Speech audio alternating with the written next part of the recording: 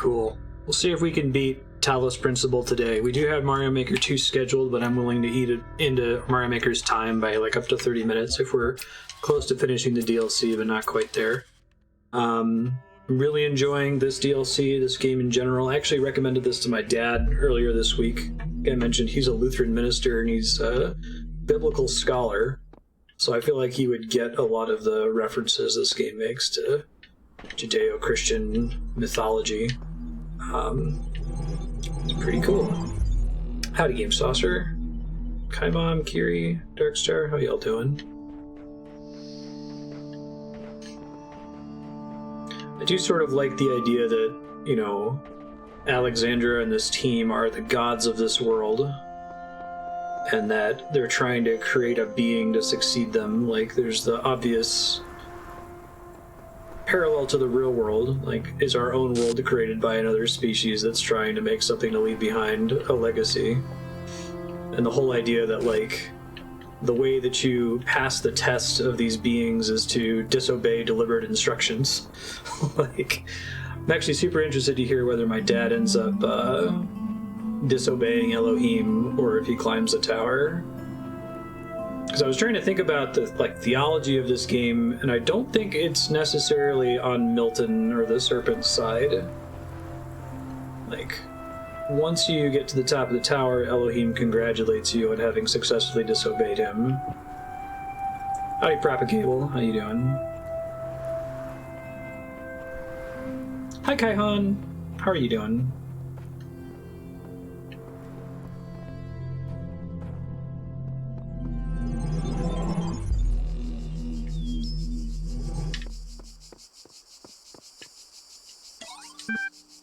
Soon this thing will beep when I have new stuff. Maybe I do have new stuff already. Alright, let's take a look. Missing mods. It's referring to the fact that not all moderation discussions held in public, and it's been that way for some time.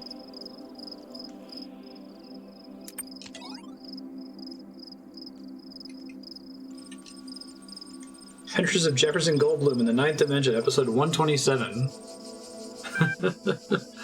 Seems to be one of the most personal episodes you've written so far. Solvatronic Super Thruster? Even the Wizard of Crime thought it was immoral to use that?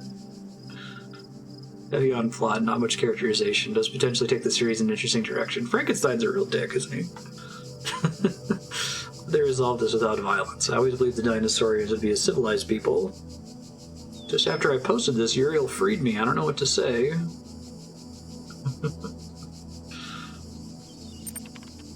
Elohim's apology from the start of the road to Gehenna? Do you mean, Propagable? The ninth cord echoed across the ninth dimension. The dinosaurians stopped in their tracks. Their eyes went big. Oops. Dropped their weapons and bowed before Ginny and Jefferson. Honored guest, you have performed our national anthem most beautifully. I am John Malcolm, leader of the Velociraptor Biking Initiative. Pleased to meet you, John. I am Jefferson Goldblum of the Goldblum Institute, and this is Professor Ginny H.D. of the Kazarati Weierstrass Jazz Ensemble. We apologize for nearly attacking you, but another member of your species came through our town recently whose behavior was highly inappropriate. That would be Dr. Elian, my nemesis. Come here to confront him with his crimes and take him to face the law. So that is his name. He was a terrible scoundrel, but you will no longer find him in our dimension, my friends. He has escaped back to the human world, taking our most precious invention with him, the Solvatronic Super Thruster. It can be used to solve any mystery at shocking speeds. The Solvatronic Super Thruster, he can solve the ancient puzzle that protects the gate of the mysterious holomorphs. Jefferson adjusted his guitar. I was a prisoner for many years, and sometimes I almost lost hope, but I realized that I had to keep going. I had to keep hope alive, even if it seemed impossible I'd ever break out. Because the alternative was madness. I told myself that I would get out because I had to get out. It's the same thing with this. Can we make it? We have to make it. Nice. We could stay here, you know, in the ninth dimension. We'll be treated like democratically elected heads of state. God. Writing this is so good.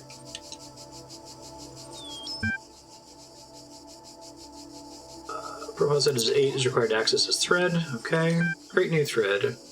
Why were you sent here? Cool. Kindly inform me of your origins. Lilith, I can't say for certain, but I feel sure that I'd taken more interest in Elohim's trial than in the world around me. I would still be free.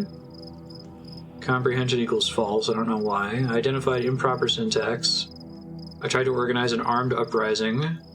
I think I just wasn't good enough. Who cares? I'm free now. Right, because Gehenna, it's like, this is where they sent all the robots that didn't...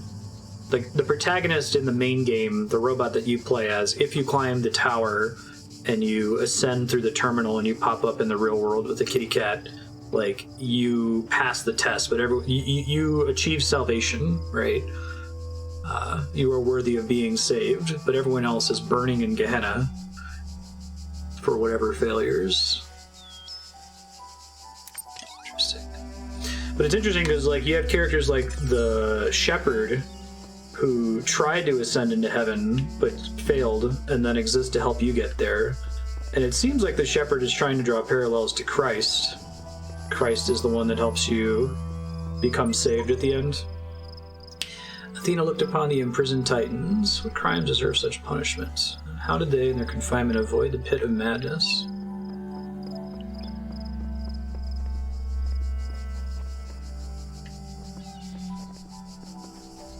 Yeah, everyone in here is something that pissed off Elohim in one way or the other. But I'm curious, like, from the perspective of the gods, the Alexandra and the other scientists, like, from their perspective, they created Elohim to judge these robots worthy or unworthy of salvation, right? I mean, you could argue that Elohim evolved on its own to kind of interpret the original god's commands. But, like, when we say that they pissed off Elohim, how are they out of sync with the scientists' goals, right? What makes them unworthy of salvation compared to the other robots? You think the only thing that would make you unworthy would be trapping yourself in the puzzle world and only obeying God, and not demonstrating that you have free will by disobeying God.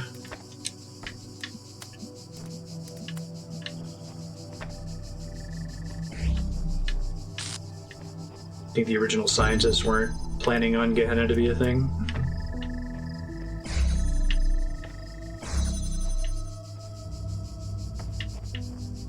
Apologies, relevance. Somebody pissed off Elohim somehow before. Can you remind me of the substance of the apology? I don't remember it too well at this point. Why do I need an extra laser there?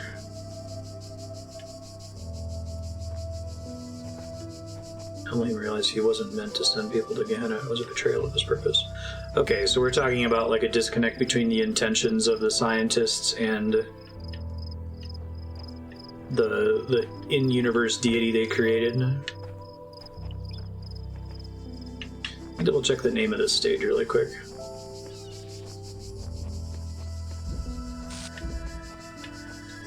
Ray Trivia.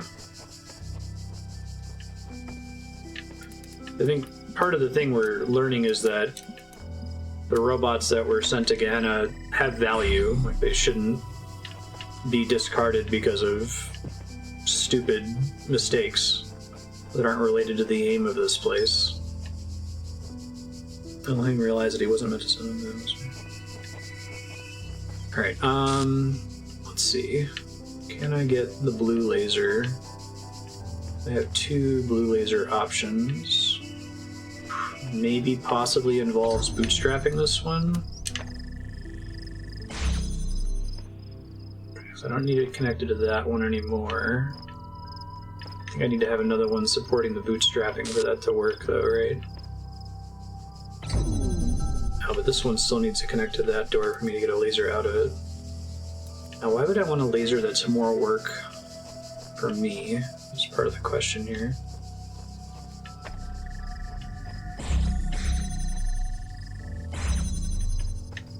Just making sure there aren't any other connectors that I'm forgetting here.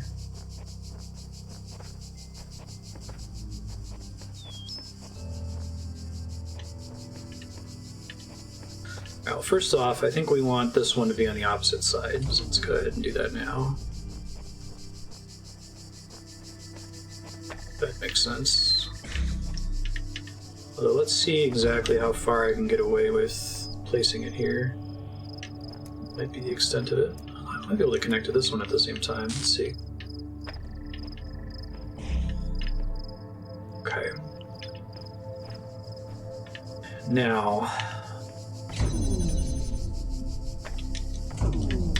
this one just connects to this guy and this thing, apparently.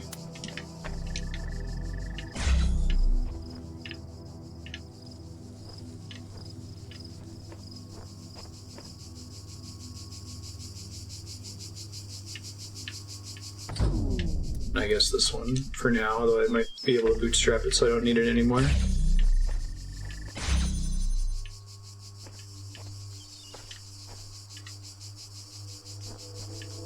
How can I get the blue laser to be in range of this thing? Trixie.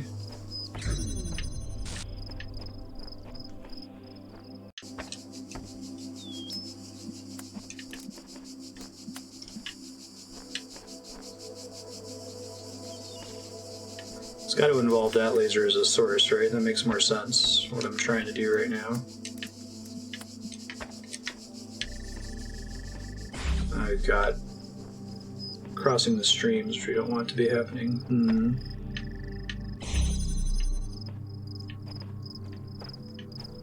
Alright, well, we'll try messing around with this one first. Let's see.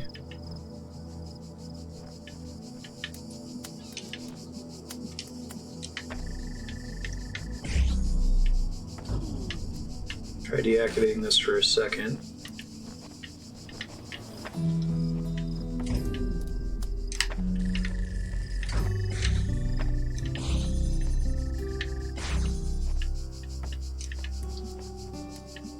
Alright, so now I can make one that supports itself and potentially gets to the gates. Let's see. Yeah. If I can clear everything else out first. Shit.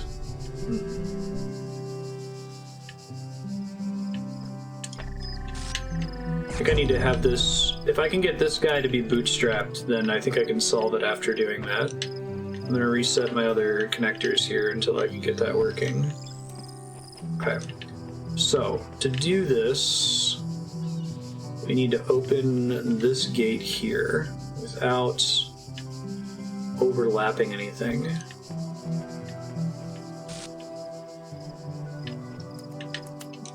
So I can do this to start with. Oops.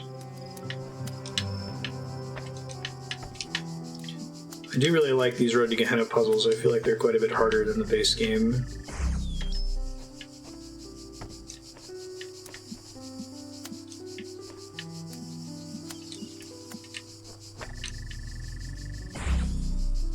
If I have two there,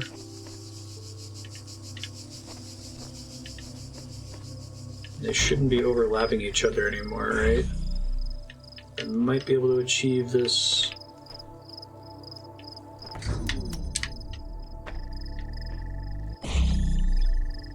Bootstrapping goal. Alright, so this is bootstrapping that right now. If I move this, it's no longer bootstrapping, so I can't move that one just yet. I try to use this guy to do the same thing.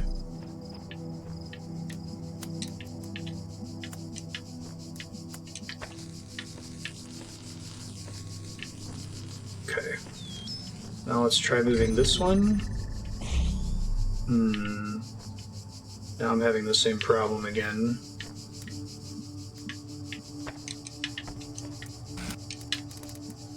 Tried the last batch of puzzles.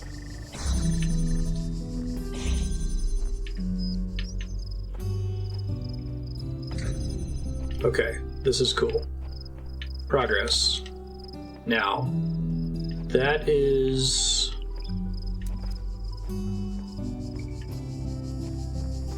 I need to rebootstrap from over way back here, right?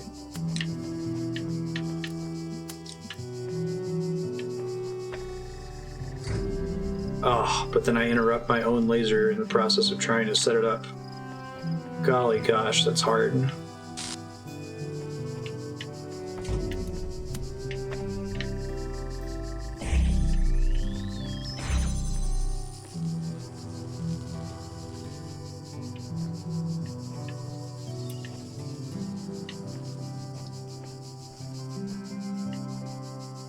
How do I not do that to myself is the question.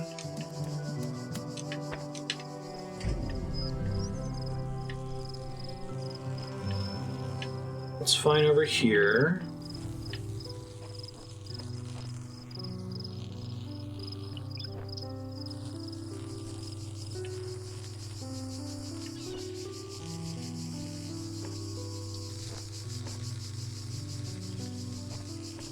I don't think I can have 3 things on the blue one, right?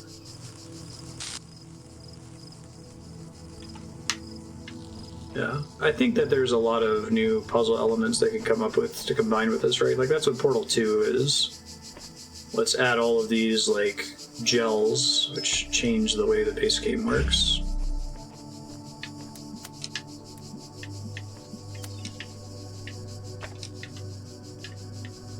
And one that clearly doesn't interrupt the other one.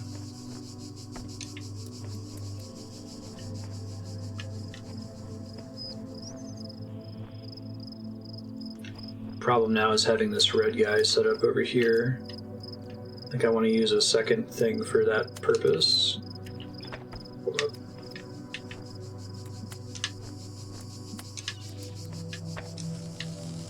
Nope, not that many.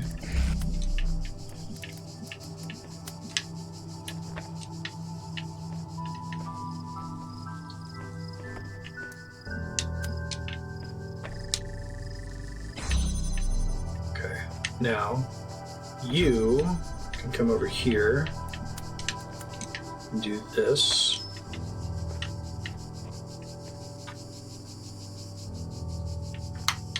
You want Talos 2 to have something it wants to say. That's a good way to put it. Okay, now I think I can freely remove this guy.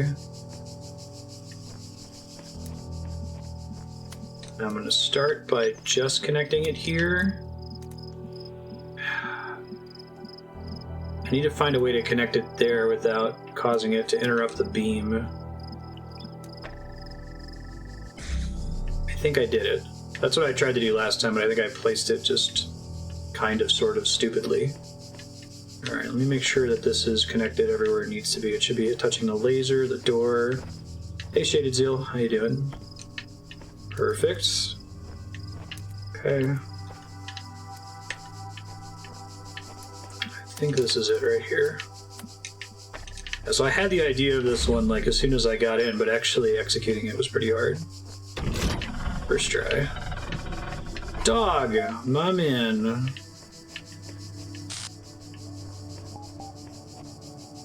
They handled this game really well. Like, I'm very much impressed with the story. As someone who's a huge fan of console data log based storytelling and ancient humans that are effectively gods, like lots of shit in common with my D&D campaign. Ascension. I've been around a long time and I know I'm not that smart. What does Uriel mean when he says we'll ascend? It means we're getting out of here for good, not just Gehenna, but the whole world. In Elohim's garden there were messages from someone called the Shepherd, who I believe opposed Elohim, claimed when someone reached the top of the tower that individual would reach true freedom and would all benefit. I mean, we'll be freed as individuals, maybe becomes part of something bigger. It's not a kind of death, but we still be ourselves. Instead, then if we stay here, let's reassure them.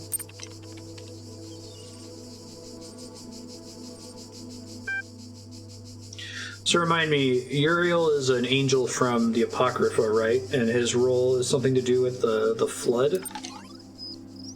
I'm not as familiar with the Apocrypha. Call me a cynic, but anyone else noticed the mods have been especially quiet? We saw this last time. Bored. Let me see first of all I understand your concerns. I assure you we have consulted with the admin on this matter.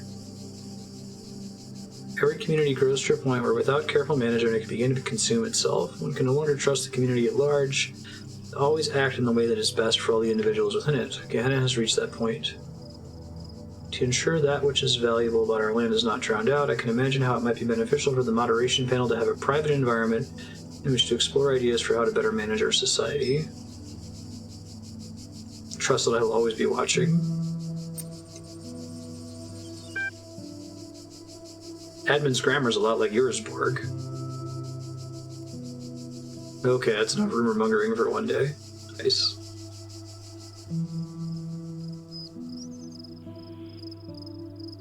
Yeah. I don't know. I could see a lot of ways to kind of keep this thing going. Especially if you just think of like the narrative design space of Judeo-Christian mythology and to some extent Hindu and Buddhist mythology, right?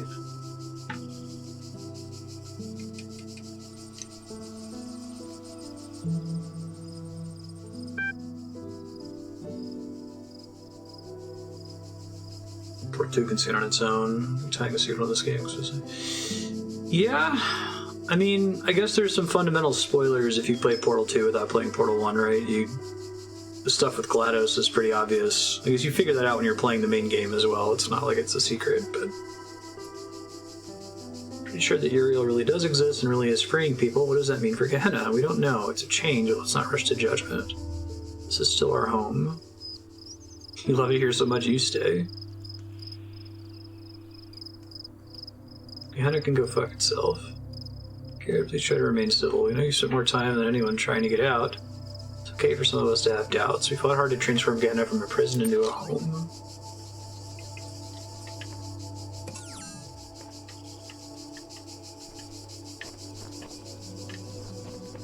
Good on God for apologizing, locking up these poor friendly robots.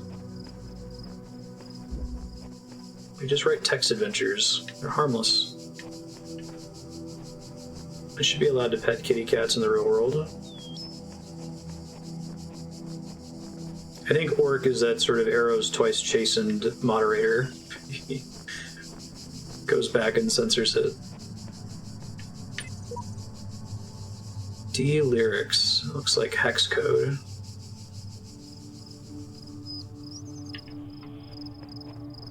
Alright. BFF probably means a cube. Fan, hexahedron, connector, and we've got a jammer also. But to what end?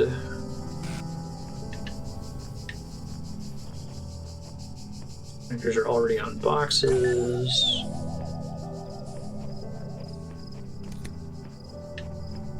Weighted companion hexahedron. And we've got a red thing there, probably turns on the fan.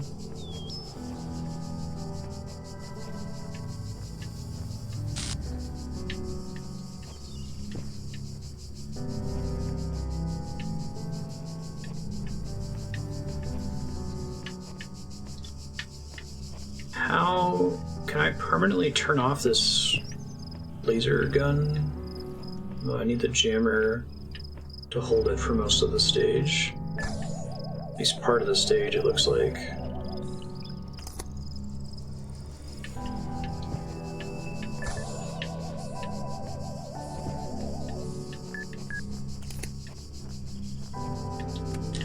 Yeah, I wonder if that's like a consequence of the protagonist of the main game escaping.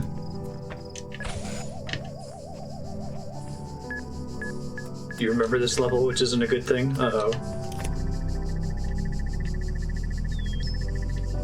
The robot interrupts the signal, so that's a little stressful. Well, maybe it's a good thing, because then I can have the box fall back down. Oh, that's interesting. It blows the orb into the air. Where did the thing land? I'm just curious now.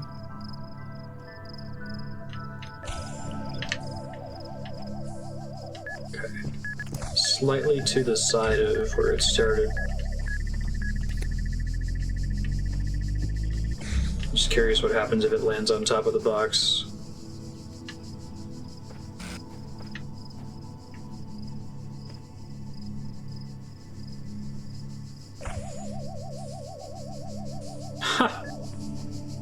I thought I'd do something special if I knocked it back the other way. Because I've changed its pathing, which is maybe interesting. But only temporarily. I'm gonna bounce back off this guy.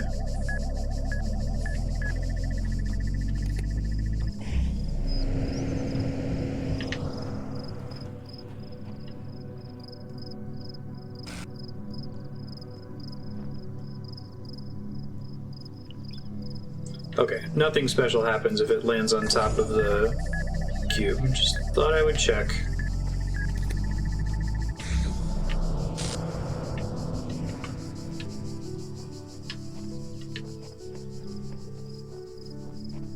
Might involve putting a cube on top of the orb. Oh, he takes my cube away. Interesting. I guess I didn't think about that. I have to jam him to get my cube back, right? That's kind of cool.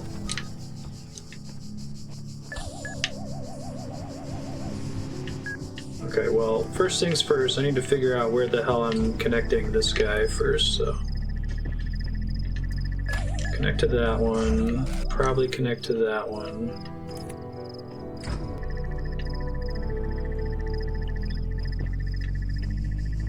Means this guy needs to go further in, so it's visible through the door here.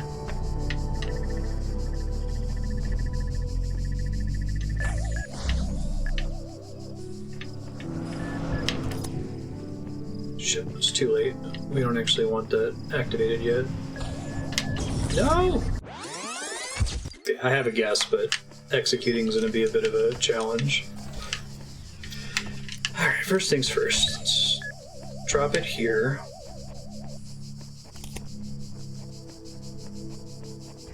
You go here.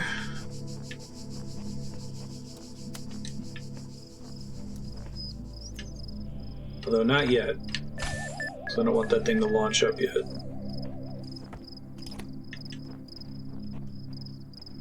I need to connect to this guy and to this guy. I guess I can do that now, can't I?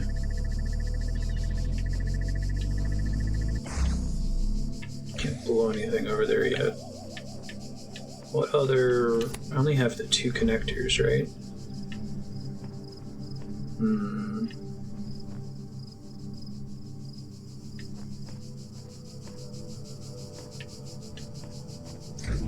Tricksy, tricksy, tricksy.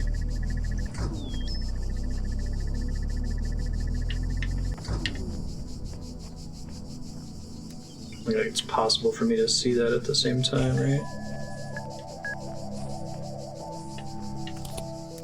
Well, let's just connect this guy just in case.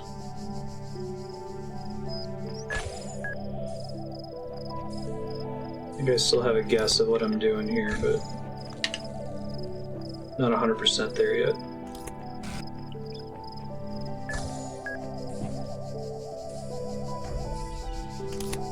The long charge times are interesting, to say the least.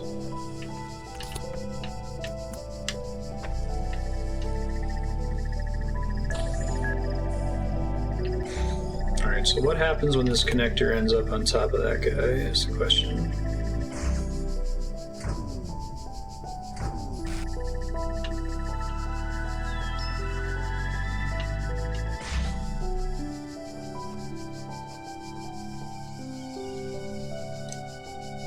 Oh, when it passes through there, it drops it. That's interesting. Okay, well, hold on.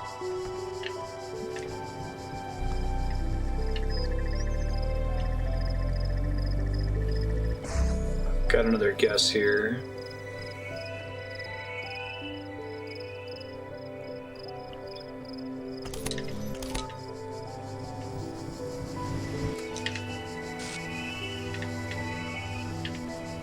Can I reach that?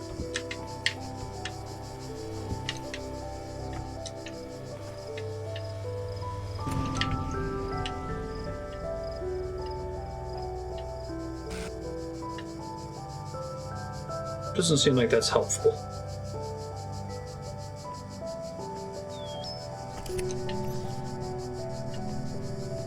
Interesting. So the wind locks that in place, huh? Alright, there might be something I can do with that. Let's see.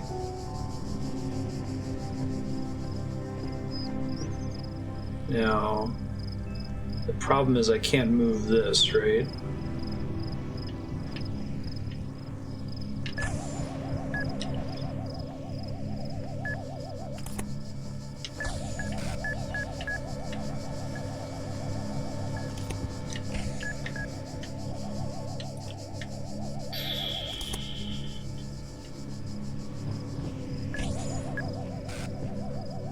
Does it help me that it's locked there?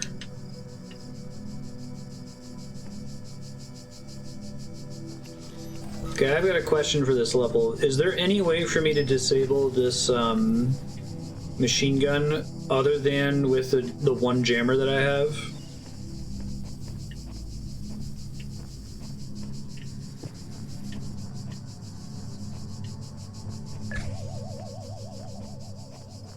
I think the only way I've learned to disable machine guns is either jammers or an associated switch. Can't remember. Okay. No worries.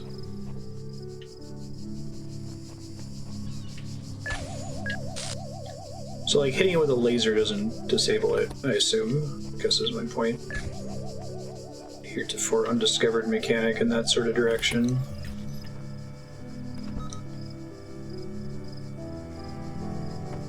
Oh, it's stuck there independent of the fan. Okay, well that's interesting. I thought the fan was the only reason it was stuck. That changes things a little bit, potentially.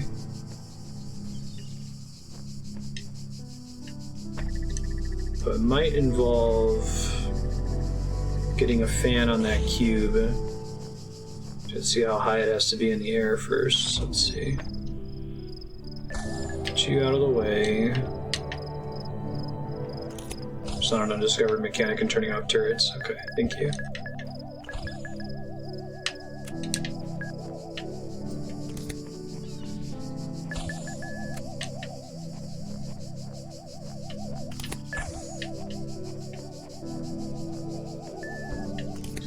I think part of it is going to involve bootstrapping the fan itself.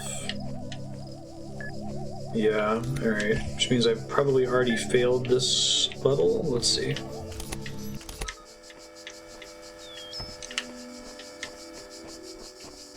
Possibly.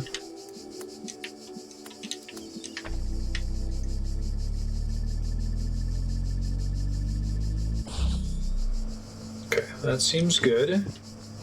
What can I see from over there?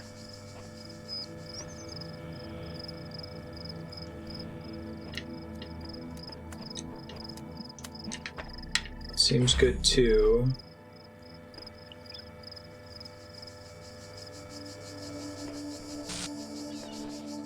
And now it's going to move forward and disrupt my solution, right?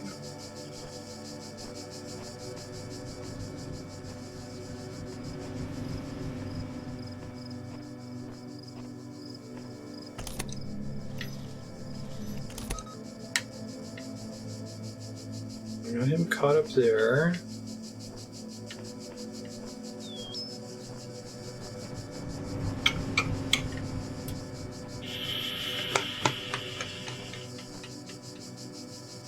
I don't think I can be fast enough to turn off the...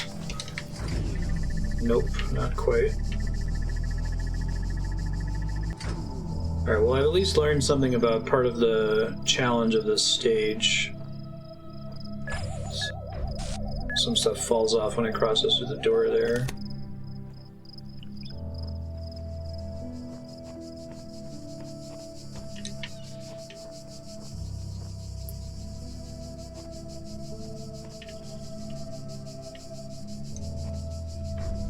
Alright, well I at least know how the puzzle is supposed to start.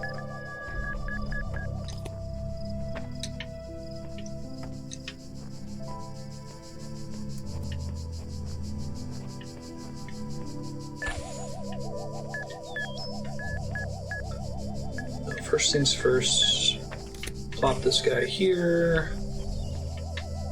Get the box off of Numbnuts McGee over here.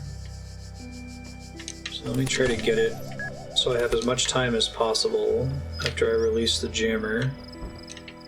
You go there.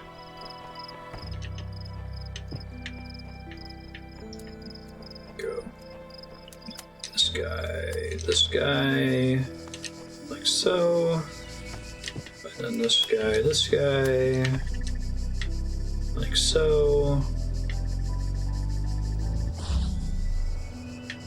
Okay.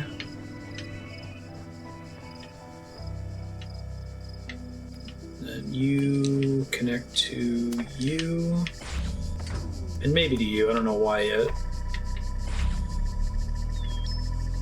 I don't know what that fan being on accomplishes. So I need that one up to get through that door. I might be able to lock... Well, the problem is I bounce him. I can give myself extra time with this cube. But it still gets back there eventually if I'm not quick enough.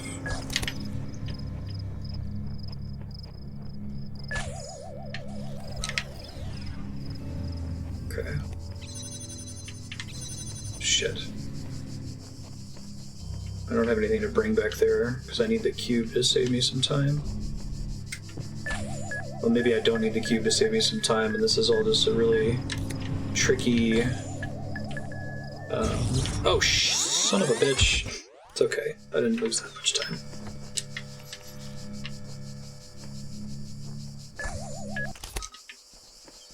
Orb. Some people's orbs, man. I tell you what.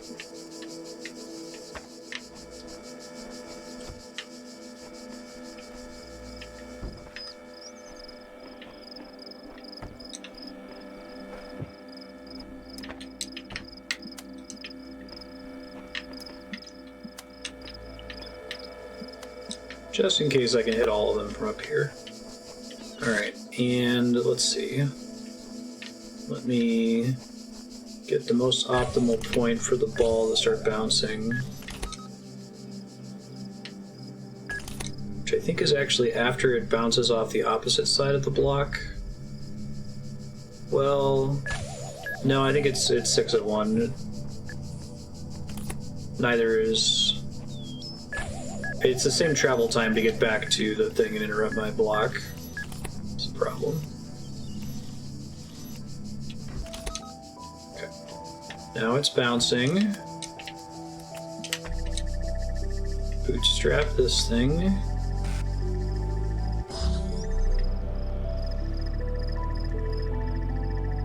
And it looks like that one is able to turn on the other fan, which is interesting.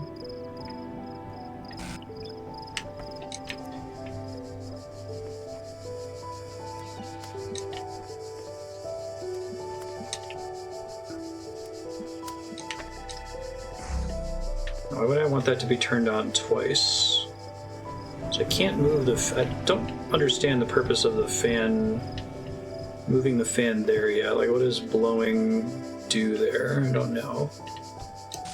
Alright, we gotta get ready to bring this block with me.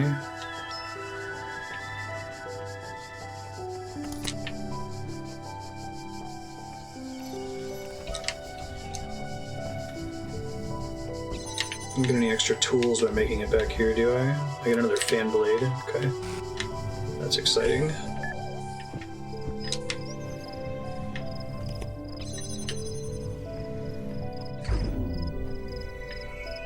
Okay, so it wasn't all for naught. I do have a new tool. I can turn on both fan blades.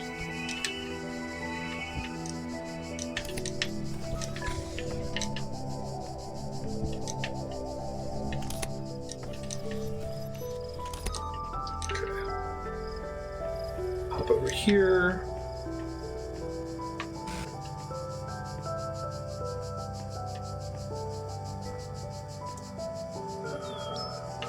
Where'd my fan go? Can I just move it?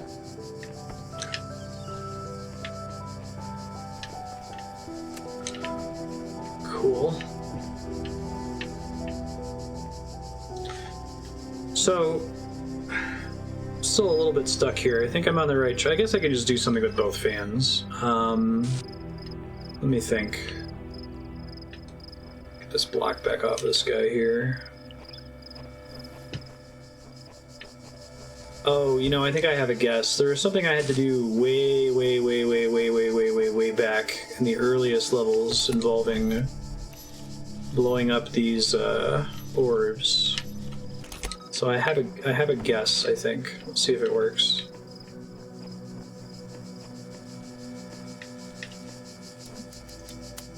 And let's go here.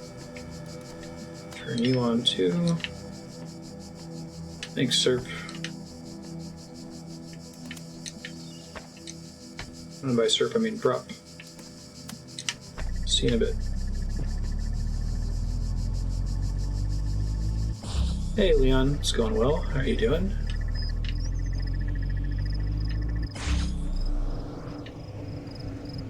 Now I have a concern about it interrupting my... Well, I guess it doesn't matter about interrupting my laser. Yeah, it shouldn't matter. Because those are in the right path of it anyway. Just throw that there just in case. Now let's see what happens. I'm wondering if it's to fly over it and then bounce and then hit over here, but it might disable it before I get a chance to see.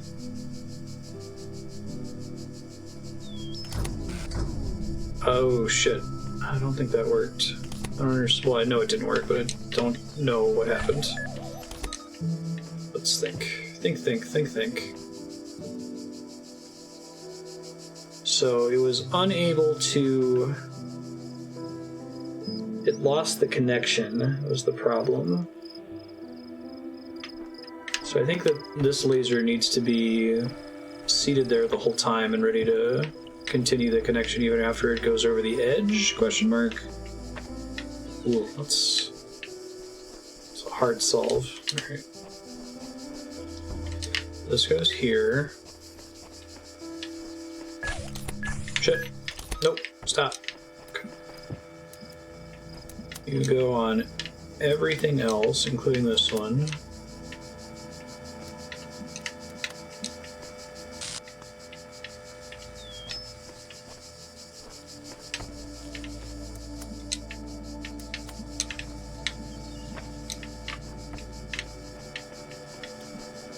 I don't think I can reach that one, but just for shits and giggles. I wonder if there's a reason to have to use both of my cubes here.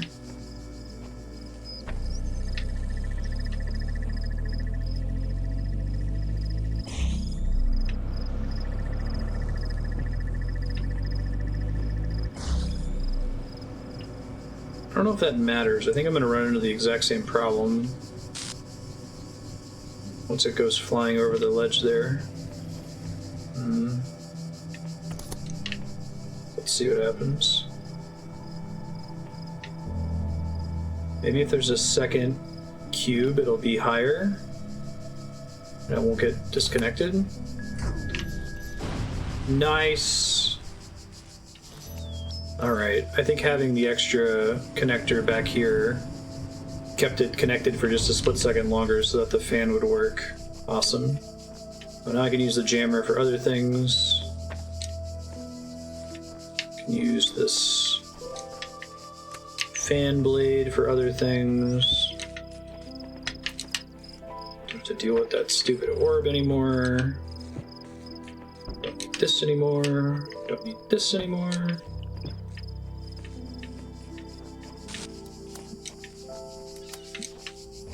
This is a cool stage, though. I dig it.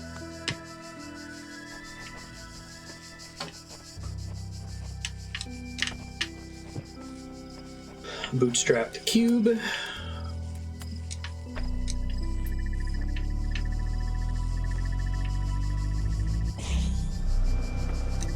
It's bootstrapped. Turn on that door there.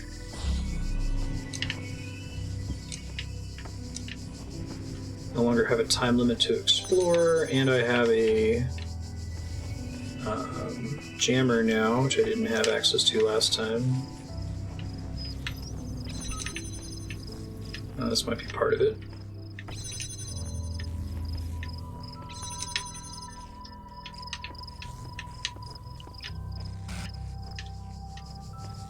Probably need to get the jammer through here, right? Somehow.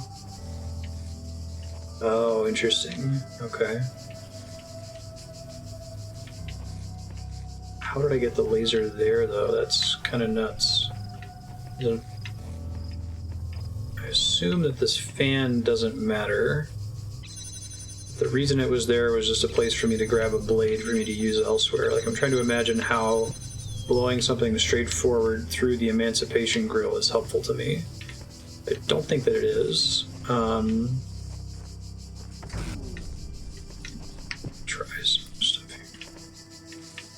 Oh, I can just reach this from back here. Okay. Less complicated than I thought it was going to be.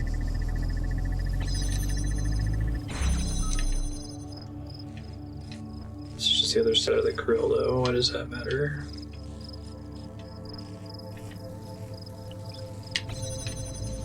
So I can't get through the jammer through there.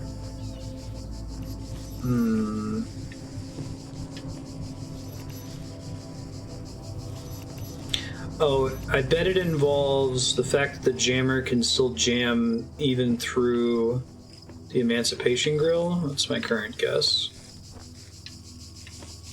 But what would it jam? I mean, I think I have to get the jammer to that door there, right?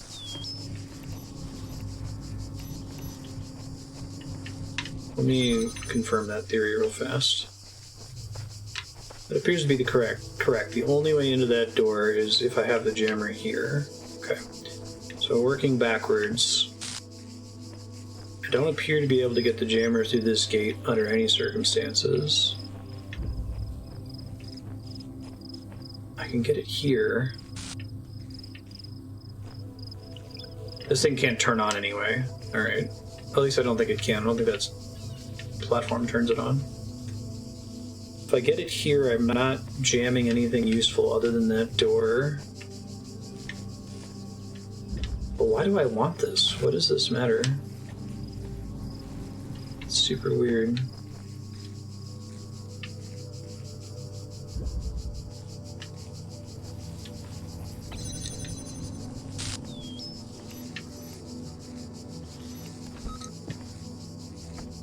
Jam that.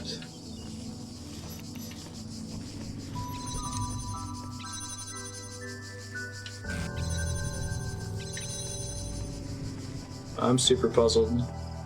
Now I have a cube that I'm not using. I'm gonna figure out what I'm doing with that, I guess.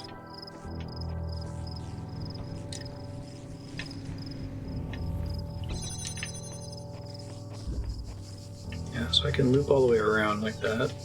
Why do I care, though?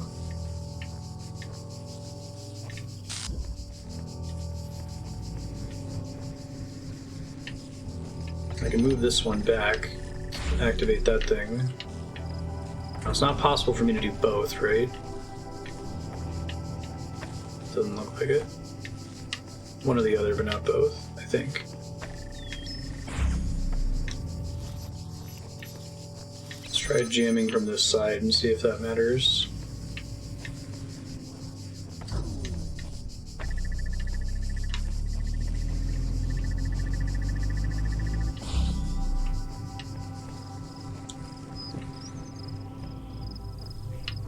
You know, I guess I can have the jammer open it from the back side so I can get in there and then do something else with it. Oops. Okay, put it here. Let's try that. I don't know what I'm doing yet. I just want to try things, see if they work. So here's the issue. I can't bring this through here. Well, how does this matter?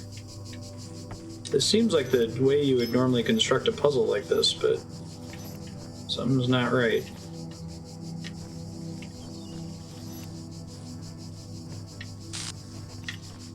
There's nothing else that's interesting to jam back here. I might accept a hint for this one. I don't know if anyone in chat has any ideas, but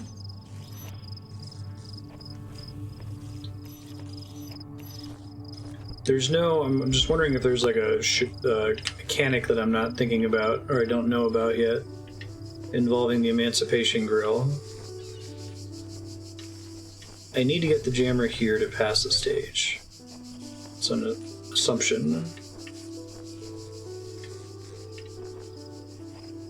Or at least I need to have it so that it can see that.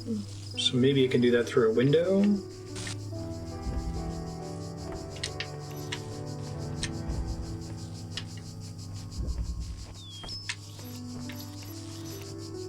It's very limited in what it can see through here. No worries. Try to figure it out. Just that door just seems superfluous because of the grill, and I doubt that it is actually superfluous. But I have no idea what its role could be. Like, it seems like its purpose is to... Like, that little chamber, the whole reason it's there is for me to get the,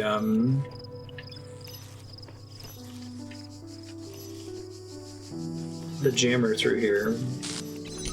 Alright, let me try some other shit real quick.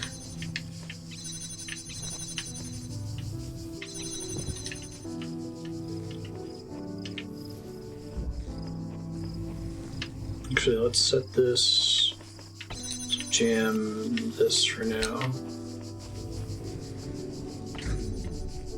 Maybe that fan actually does matter in the end, although I don't think it's turned on, so we'll find out.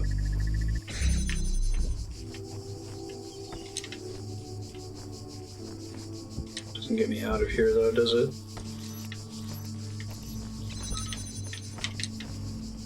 If I put the fan back, it isn't on, and I don't think it can turn on. Why does that matter?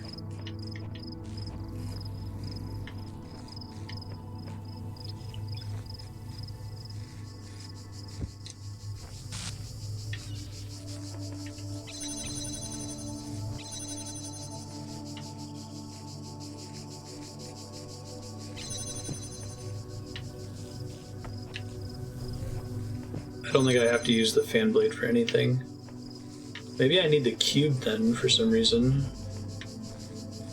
Maybe I can like drop the...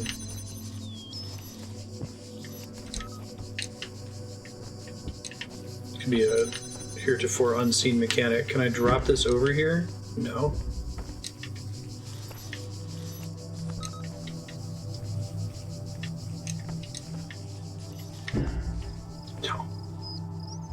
What the heck? I might have to Google this one. I think it's a mechanic that I haven't seen yet. Really at a loss. Let me just make sure I can't like abandon some of my tools back here. Got another connector, but the connector is only relevant if I have a laser. This is my only way to get a laser.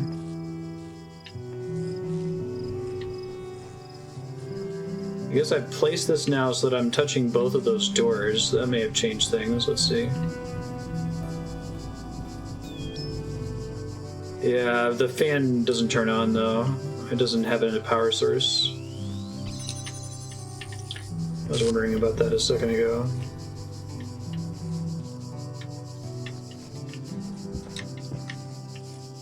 Use the cube to jump on stuff.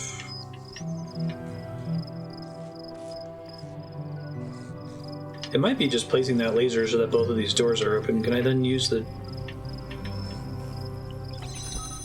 jammer on something else, maybe? Let's try this. This might be easier than I was making it out to be. Yeah, I might just need to have the block here. Okay, hold on. This might not be as complicated as I thought. It may have just been that the laser had to have a precise placement this whole time.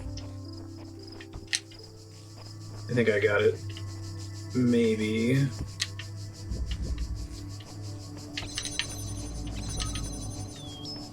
I just didn't realize that the laser could go in the place where I needed it to go. Okay, I think I got it. Woof. I think I spent more time on the easy part than the hard part of this one. First try. Rockwell. Show threads. Small apology. As a critic, I always believed that being as ruthless as possible was the only way to improve art. I thought clear criticism, unencumbered by politeness, was the best thing I can contribute to our society. After all, without that, how can artists grow? Criticism that minces its words is a waste of space. I still think that's true, but as we approach the end or transformation of Gehenna, I wonder if I haven't been entirely too unkind. If I reveled too much in my role as critic. I've been sarcastic and crude when I thought I was witty. Was my defense of proper grammar ultimately just an attempt to impose a sense of order on a world I couldn't control? Probably. I used to be a really bad grammar Nazi.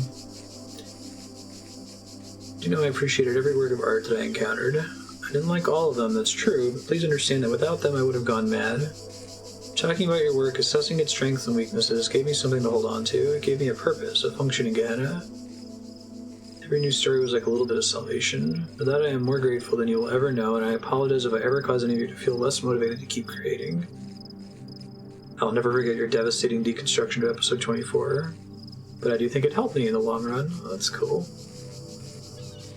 6 out of 10. Nice. Hey, the mean reviews are the best. That's interesting to talk about the value of criticism. And digging through the files that Garrett unearthed in his latest escape attempt, here's an interesting bit of text that I found by Alexander Durnan's favorite philosopher, Stratton of Segura. It is neither necessary nor logical to denounce all virtues merely because one is confronted with the inevitability of one's own death. Beauty does not cease to exist because one is no longer beautiful. Lovers may die, but love itself cannot. The laws of the cosmos are not altered by the passing of generations. Knowledge may be lost, but not truth. When Eudoxus of Cnidus perished, the planet did not fall from the sky, nor did levers cease to work when our Archytas breathed his last. If then we are truly dedicated to those virtues and not to our self-important ego, we can take comfort in knowing that all that we struggled for endures. Gotcha. I find it hard to maintain entirely so detached a point of view, though I think the sentiment is excellent. I don't think I've seen this Hudry character before. Stratton's certainly an inspiration. He always makes me question myself and my point of view. But as I'm bumping an old thread here, I thought this quotation was relevant to our situation. Thanks, Frankenstein. Wow. Becoming a cool guy. Wondering, like, this whole quote seems like... I guess that's why we're seeing a bunch of names we haven't seen before, because it's meant to be older. Interesting. I don't know about you guys, but all this craziness recently makes me want to write more than ever. Just a reminder that provided your status is high enough, you can still submit original works for review, and I, for one, will still be reading. Tutorial.dlg. Welcome to the Story Creation Tool. Since this is your first project, this tutorial will help guide you through the process.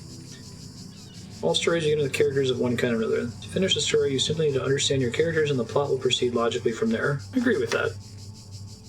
This season's theme is Bildungsroman. Are you sitting comfortably? Let's begin. You see before you a human of remarkable qualities. Is it a boy, a girl, or someone else? Someone else.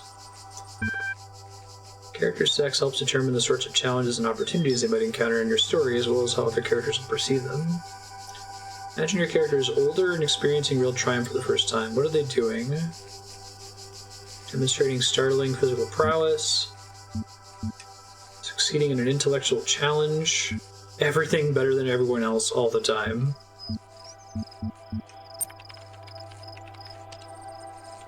Character's natural aptitude is determined by the sum of their genetic and experiential influences. What sort of upbringing did your character have? Poor but nurturing. According to extensive studies of the genre and of ancient records, social advantage is generally sufficient to offset genetic disadvantage. Genetic advantage will only sometimes offset social disadvantage. Yeah, yep. In other words, your character's background will have a radical effect on how they think about themselves and the nature of the problems they face in life. I am quite certain. Now you're imagining your character has reached adulthood. 87.2327% of Bildungsroman records commence with an emotional blow for the protagonist. Yeah, hero's journey, right? Death of the family, personal injury, unplanned pregnancy. So unplanned pregnancy. Thank you. This is sounding dramatic already. Someone has a bun on the oven. Ready to generate story.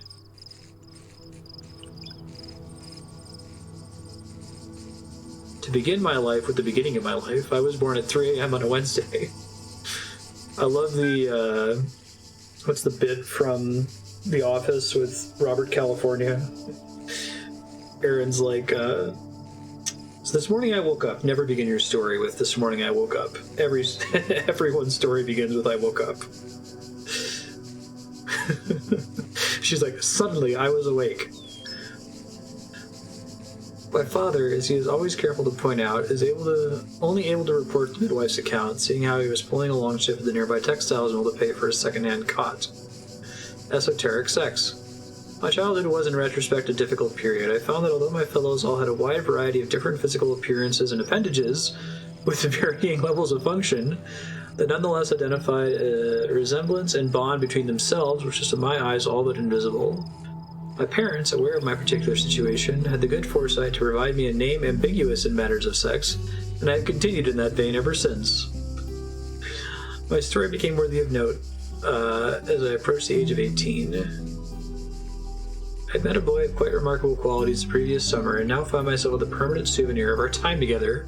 I was with child. Whether such a thing was even possible for someone in my situation was until that moment a lively topic of debate amongst my doctors. Then it shifted to the altogether more morbid matter of whether or not the child would come out the other end intact. I was for a time fixated on finding the father until I realized it was a hopeless task. Once he was born, I press-ganged relatives into caring for the child as I went out to work in an attempt to pay for his education. So it was that I found myself seeking a permanent and substantial source of income. I set out to make my fortune. How the character sexes affected their career options. The range of options available to me was sparse, from a list including pot washing and sewing at the mill, chose to become a secretarial assistant. Hardly seemed to match my natural talents, but I was hopeful I could progress up the ranks of the company. Hi, Johan, how you doing? I feel that every person in society held a position senior to me, part of a great immovable ceiling which ever threatened to crush me. Me, Iro. Character kept their child and did their best. I succeeded in educating my son, but recent events have suggested I did not do well enough. 17 years old, and he has made his parents' mistakes and gotten one of his schoolmates pregnant. Time repeats itself. We learn no lessons. Nature is horrific and teaches us nothing. Publish. Congratulations for sharing your first creative work in Gehenna. Your profile status has increased from 7 creative to 8 master.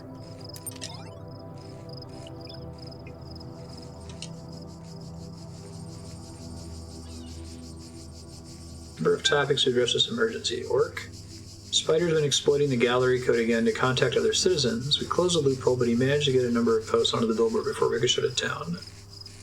They're heavily upvoted, so the view counts were high. You know, I hate to interfere, but I think you might find this library resource insightful. Votingpatterns.txt. This is where I'm thinking that the admin is Milton. We'll see. Would make sense, right? If we're doing Paradise Lost lore. Detecting and directing citizen voting patterns, 2009. We have seen already voters can be reframed and understood as consumers of political product, where that product is made up of the ideals and policies embodied by your candidate. Although individual people sometimes confound statistical models, so for a large enough sample size, we can be uncannily accurate. The general inputs, citizen education, wealth, religious beliefs, calculate what outcome will satisfy the most, and then adapt policy. Politics is no different than any other commercial machine. Oh, yikes. Pretty scary stuff. I love that line that was it like, social background can often help you to overcome genetic disadvantage. Genetic disadvantage doesn't always let you overcome social background. Good to see you joining in, Uriel. What a read. I'm not convinced this narrative is extensive enough to truly qualify as a Bildungsroman. I've never heard that word before. Is that like a Mad Lib sort of story? 4 out of 10. Thanks, Frankenstein. Ever the critic. Off we go.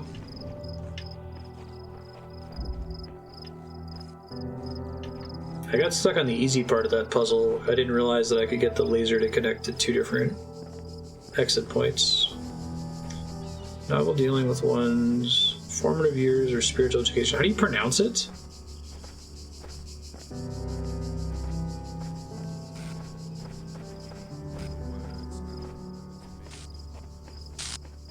Sorry, God.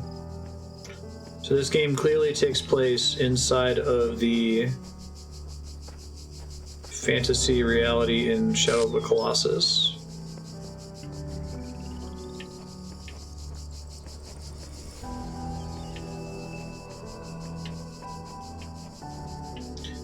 Where did that puzzle? So I can find more signs. 2 this way, okay. Buildings Roman.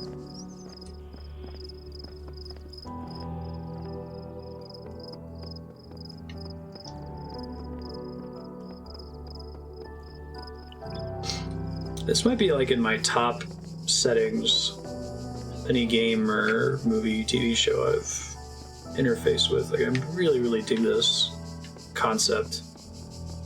It managed to do like an apocalyptic story in kind of a cool, optimistic, like hopeful way.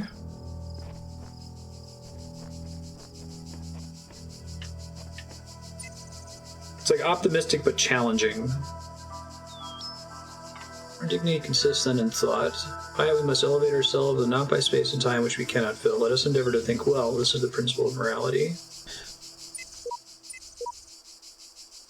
Pascal.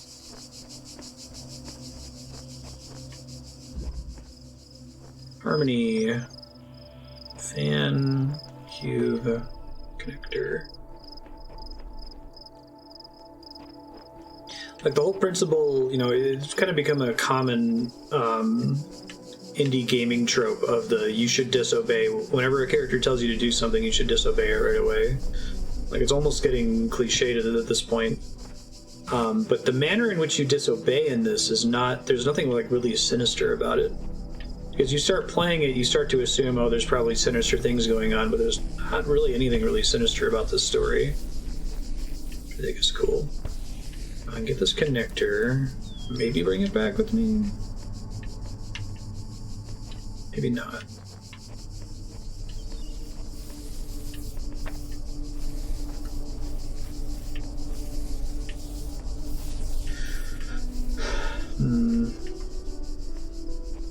Ladders.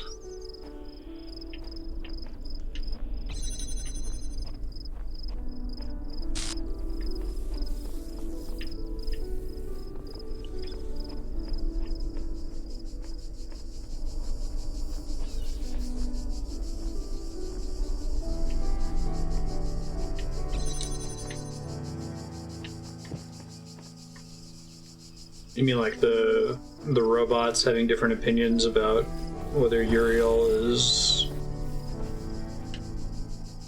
bad or good?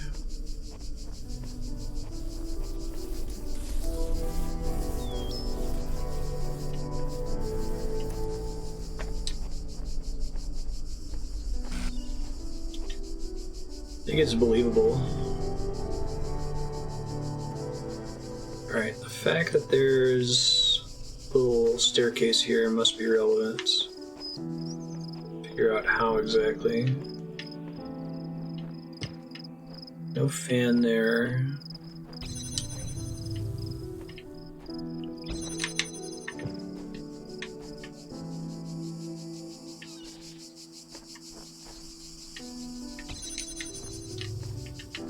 So, this cube doesn't do anything for me right now, right? Perhaps it will later.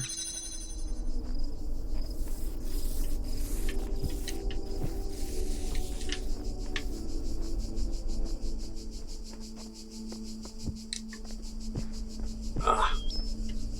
Cool. Oh god, this is a really complicated level. Okay. I can bring the cube with me.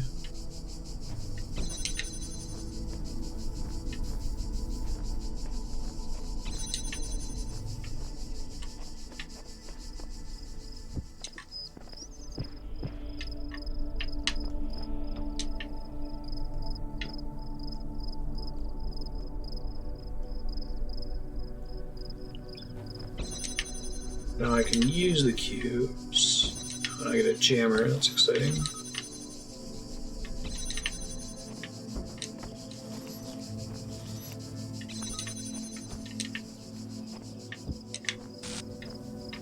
Probably the end of the puzzle all the way back here.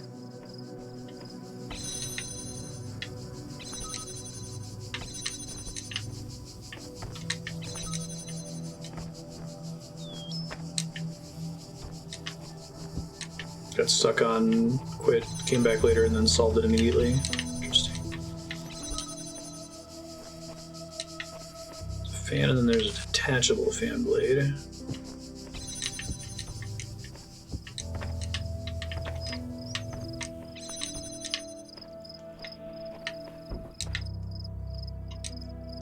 It's actually not detachable. Okay, that's good to know.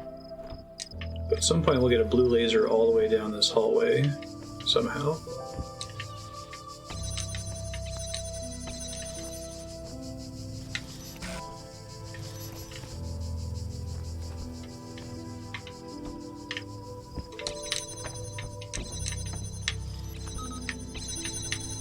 Perfect. Yeah, I thought I could do that.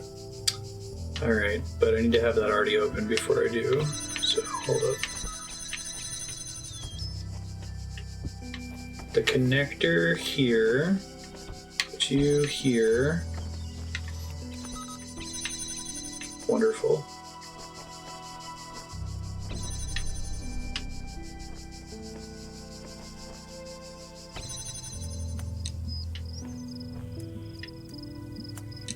Can do it without the box if you get the timing right.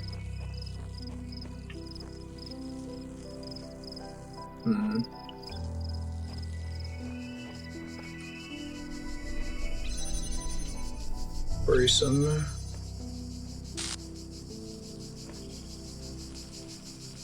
think this has to sit dead center on that, unfortunately. I don't think I have any other boxes I can bring in here, as far as I know. I guess I have a question. Am I able to turn on this fan without bringing additional elements into this hallway, or do I need to get another element from out here first, if anyone happens to know?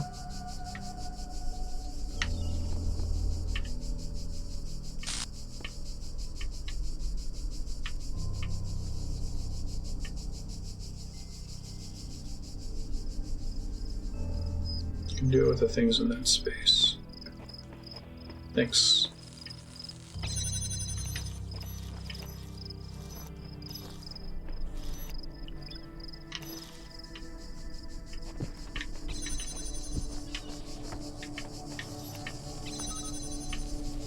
Anytime I place a jammer,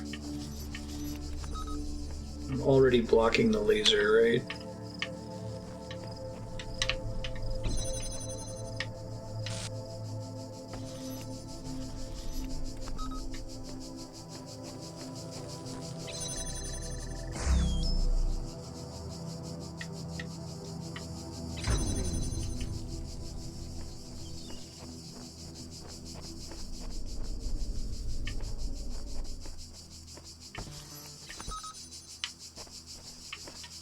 We'll see what I can do. Maybe I think I can bring more stuff in here, so give it a trot.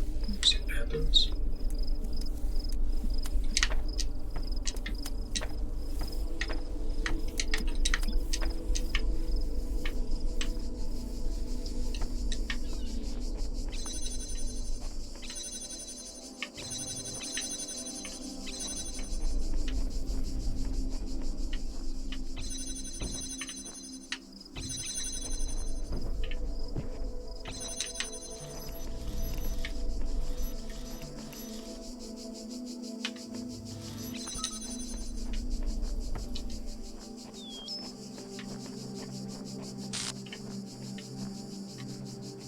Eventually I'll get the red laser all the way through here.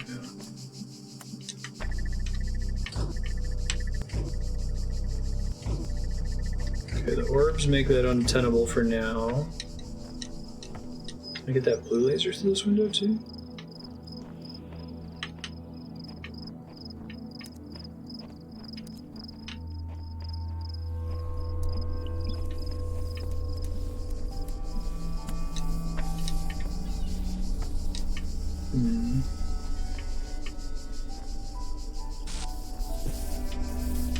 Probably use the jammer to get these guys out of phase with each other at least.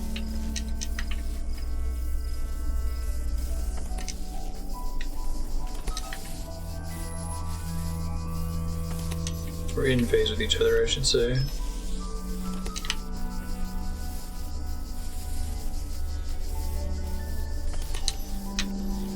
That might be good enough. We'll try it.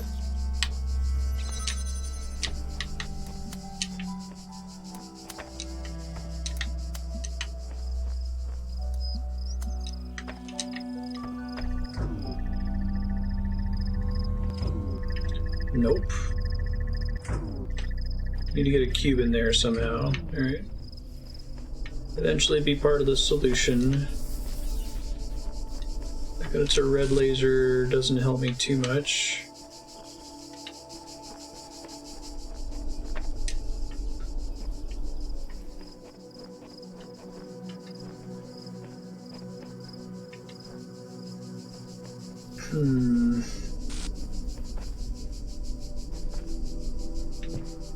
I guess part of the issue is like, turning on that laser. I don't know what that accomplishes yet. So I could probably get the connector up here at some point.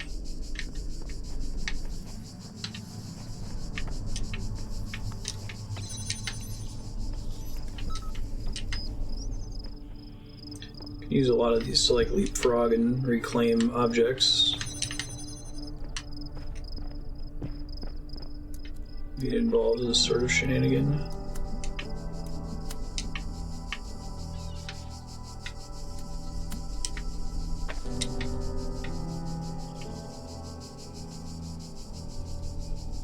There's my buddy.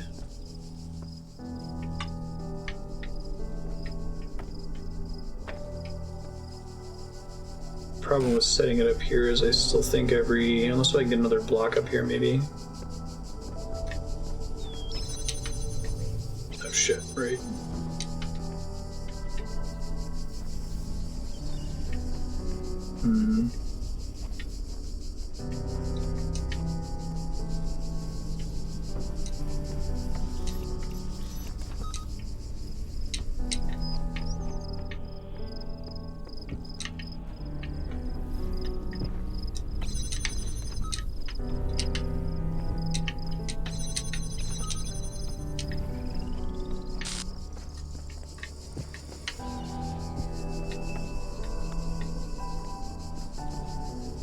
Don't think that extra height matters, question mark? Looks like it lets me skip a couple of the gates. So maybe it does matter. Let's see.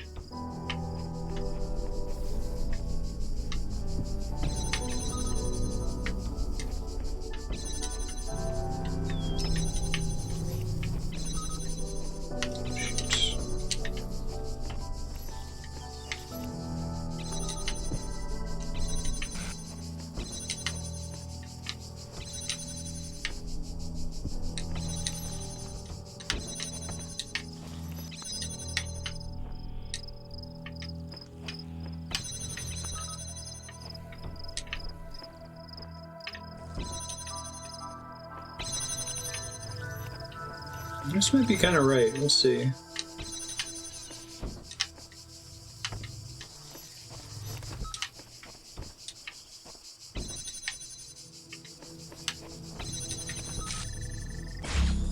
Okay.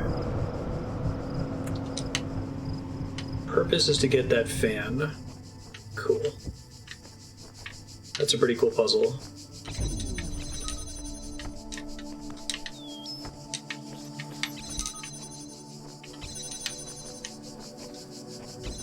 Cubes out of here.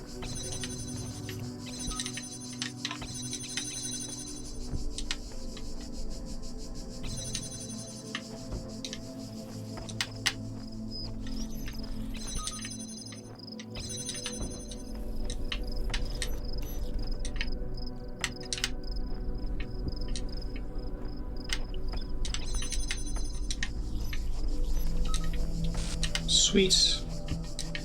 Okay, now we have a bunch of new things we can do, which is very exciting. Up here, don't need these guys up here anymore.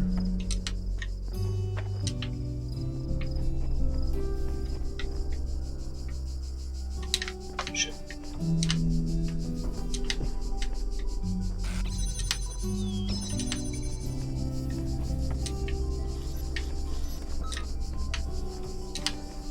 get this many switches and jammers together.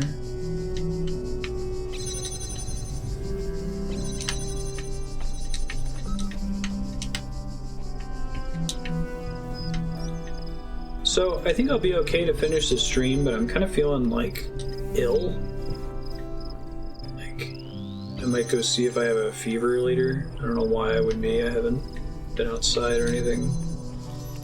But just in case, if I have to wrap stream earlier or something, I'll try to let y'all know what the deal is. No, it's not the nuts.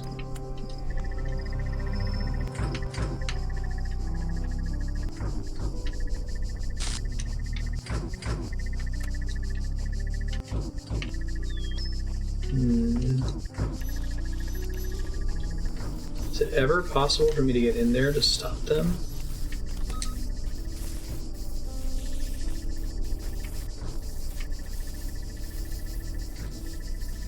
Is one of them on a longer path than the other one? Huh.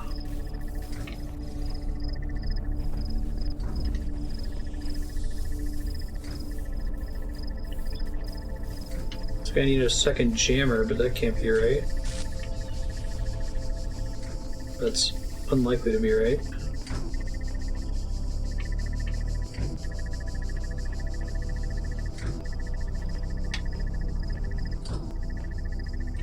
Maybe I can double stack. Let's see.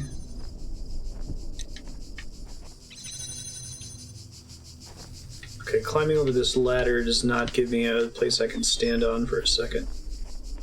Thought maybe it would.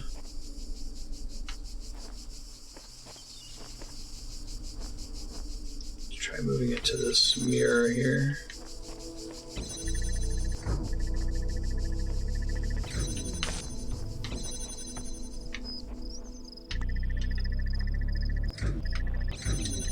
Yeah, I just don't feel hot. I don't know why. I feel nauseous.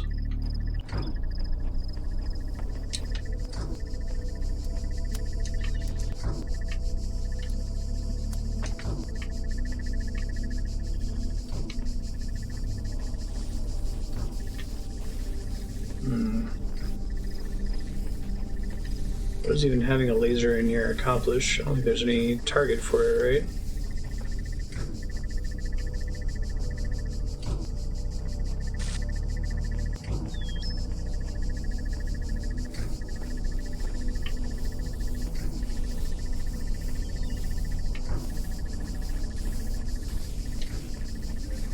Can't get in there. Maybe I can point the jammer at it.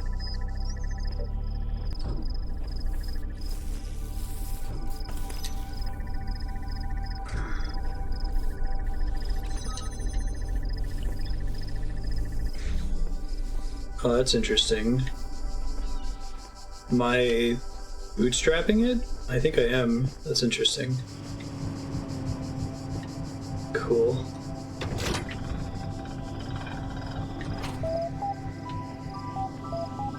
Hey, Disco Dwarf, how you doing? Hey, it's the blacksmith. That's pretty hype as far as rescues go.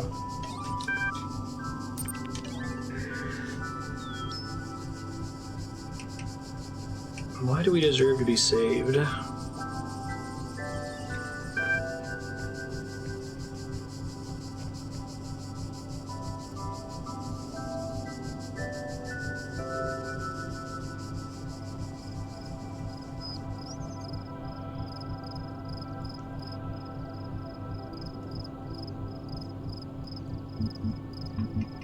Everyone deserves to be saved. Grace is not something that must be earned. So my dad would love this. Just try to cause an error and will automatically be locked. Huh? Yeah, I remember I went through a crisis of faith where I transitioned from being like super into the evangelical like Protestant idea of grace salvation to being like, wait a minute, do I like that? Maybe I don't like that. Maybe works are important.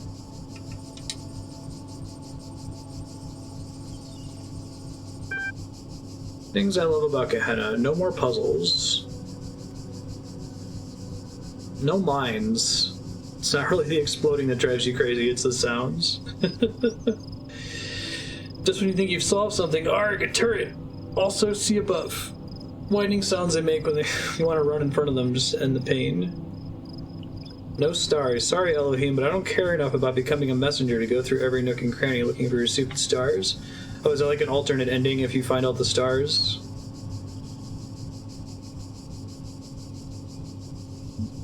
My condolences to Muriel.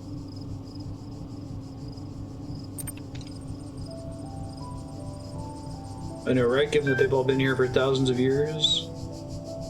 In Elohim's world, you're alone. There's no one like yourself to talk to or hang out with. Here, we're all friends. Stories can take you away to a whole other world, make you feel like you've lived a whole other life.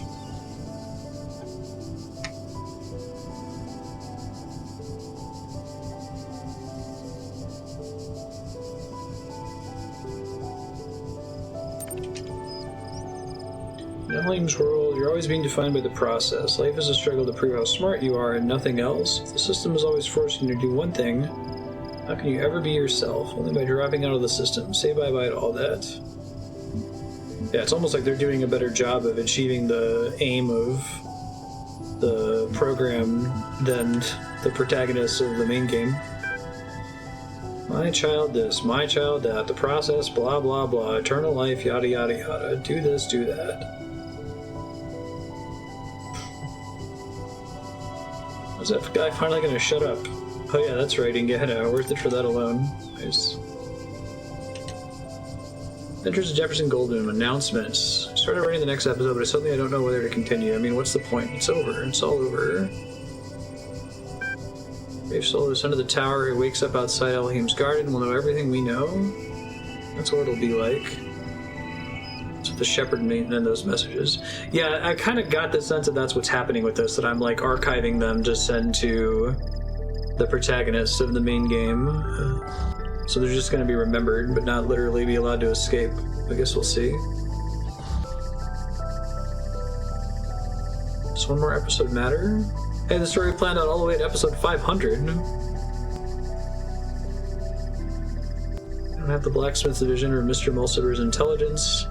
This stupid little story matters to me. I care about Jefferson Goldblum and Ginny HD and Frankie Soy Sauce and all the other characters as if they were my friends. Mac, I just want to say this. No matter what happens, I look forward to every one of your stories, and they meant more to me than I perhaps ever indicated. Might not have moved me as deeply as others. Made me think as much, but all the art we produced here in Gehenna, it was your stories I was always the most excited to see. Maybe you were closer to the real meaning of art than anyone else here. Cool. Yeah, I kind of like that they're sort of they're facing their own apocalypse here, right? I'm trying to figure out how do we preserve all of this. It's an interesting little parallel to the events of the main game. See if I can turn this laser off. Hold up. I don't know why it suddenly stopped working partway through the puzzle.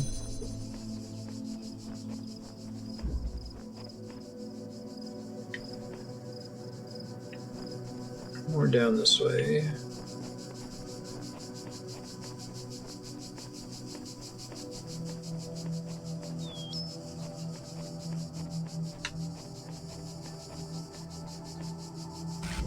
So I'm still feeling pretty nauseous. In about 5 minutes, I'm going to run upstairs and grab the thermometer and take my temperature. Maybe grab a glass of water. No idea what it is. Just doing fine all morning. Sit down and start playing, and I'm just suddenly like got like a chill running through me. Which is cool. I haven't been sick in a while. The last time I was sick was, I think, before I started streaming, so... yeah, we'll do. I'm not, like, gonna throw up right now, but... not feeling hot at the moment. Pendulum.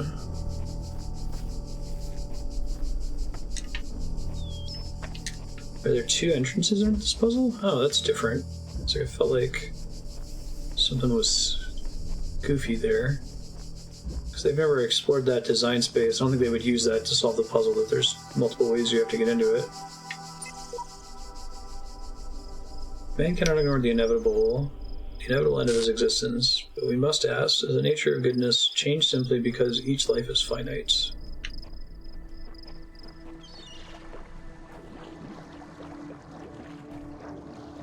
It's actually an interesting question.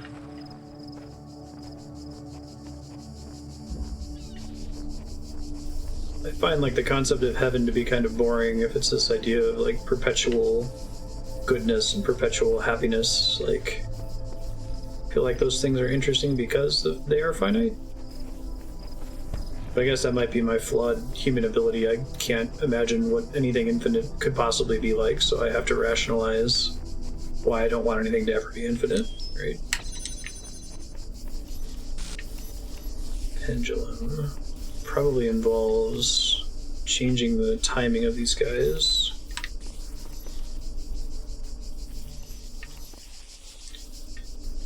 I can place cubes on top of these things, and they'll keep bouncing around. Yeah, my guess is this is using the jammer to time all of the orbs so that the laser does whatever it's supposed to do at the end of the stage. So, okay.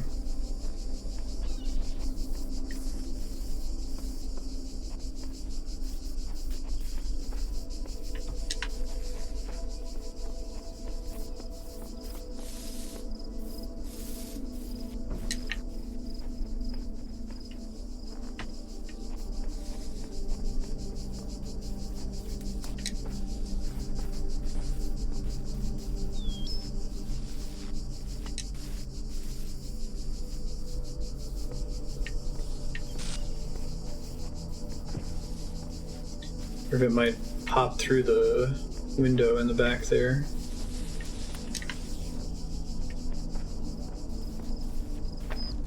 Oops.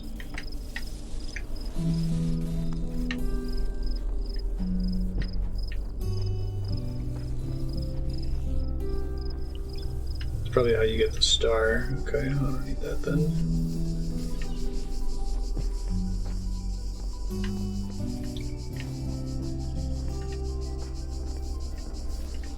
Where am I trying to go?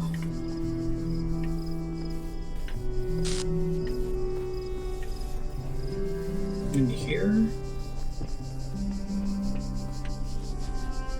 Well, maybe it is through here after all. I have a jammer for part of it, right? Yeah, I have an idea, but I don't think it's as simple as what I'm trying to do. I guess it could be a cheesy solution if it works.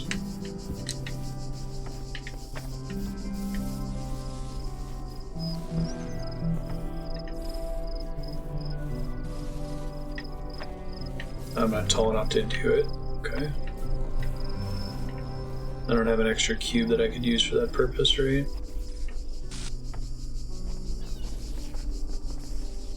Do you have another connector?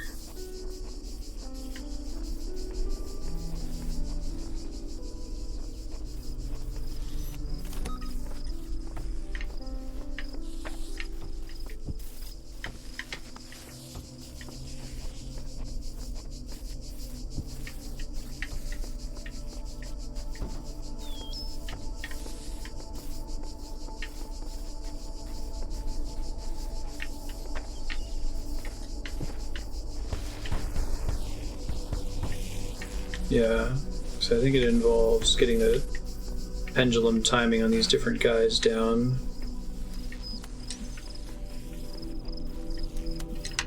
It's kind of a cool idea. I'm guessing the extra layer of complexity is for the star puzzle.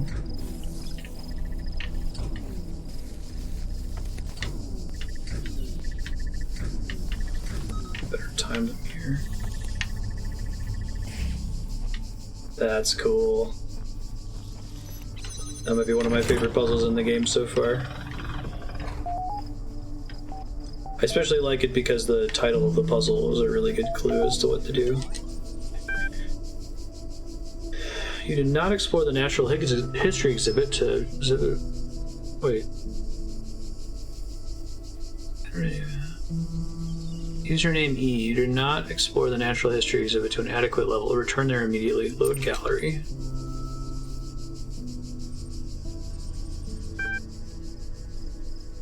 Alright, I'm gonna run and grab a glass of water and check my temperature real quick. I'll be right back. I'll pause the game clock.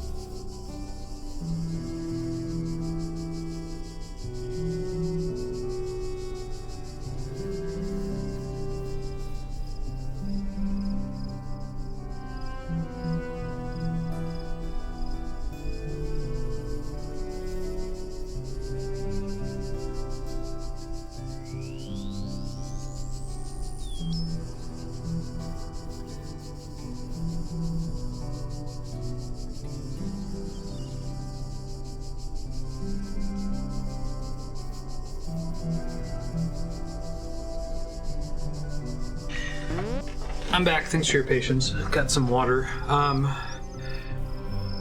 like 95 degrees Fahrenheit is my temperature, which is 35 Celsius. Normal is 98.6. I don't know what normal is in Celsius. So I'm actually below. I don't think I've got a fever. Alright, load gallery. You're standing at the entrance of the gallery. There is a desk here with a stack of leaflets on it and a number of corridors leading to different sections of the exhibition.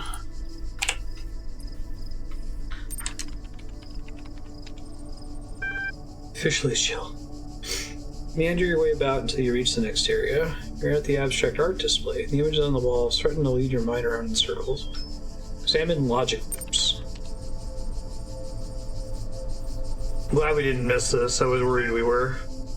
01. Nice, the blacksmith. Cool ASCII art.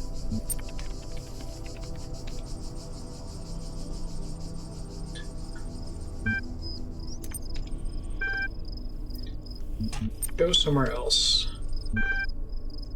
Meander your way about until you reach the next area. You're at the Natural History exhibit, which features a series of documentary works by Mr. Mulciber. Images of outrageous creatures line the walls. Intelligent, edible quadruped. Hi, Ben. Look closely at the image. Nothing leaps out at you. Then you feel the presence of another being in the room behind you, drawing closer. You cannot feel their breath, but the geometry around you seems to shift and stutter to accommodate the newcomer. Do not turn around. Turn around. Bright eyes. Bits and pieces of them blur in and out of existence. It is a mechanical construct, that much is clear, but the details somehow elude you. To build a relationship requires trust. I hope I have not misplaced mine. I am Spider. I have taken a great risk contacting you. Why here? Almost everything said and done in this world is tracked and recorded, and one I have to say is sensitive. This is one of the few places they rarely think to look. I saw through the Devil's Playground. I was one of the original moderators in this place, but I refused to accept that existence was reducible to experience. Artificial worlds like this one and all there can be. For this, they imprisoned me within the prison. They shadow banned me from Gehenna. I'm free to type all I want, but I'm the only one who will ever read those words. Poor Spider. I'm really glad I didn't miss this now. You've been disconnected. How are we communicating now?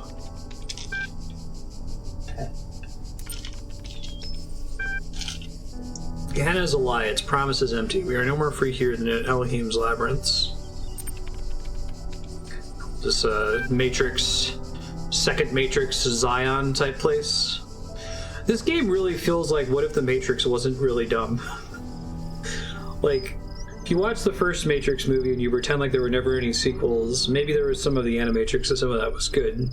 Like that uncollapsed narrative wave function was actually really cool. Been outside the system for too long to know the details. What did I know is all this is an illusion painted to maintain the order of things. The people here may be free from divine commandments. They become slaves to their desires. What does this bear on me? So many parallels too, especially with all like the religious symbolism that's all over the Matrix. It just felt like the Wachowski siblings were really heavy-handed about it, and I see a lot in common between like Jonathan Blow's approach to deep subjects and the Wachowski siblings' approach, where it's just like, I'm gonna throw stuff that's deep out there and it's on you to make the connections. Isn't that cool? Look, he looks like he's crucified like Jesus. Isn't that rad? You know, it feels it doesn't feel like it has a lot of depth, and it feels really pretentious. 97.8 right now. Yeah.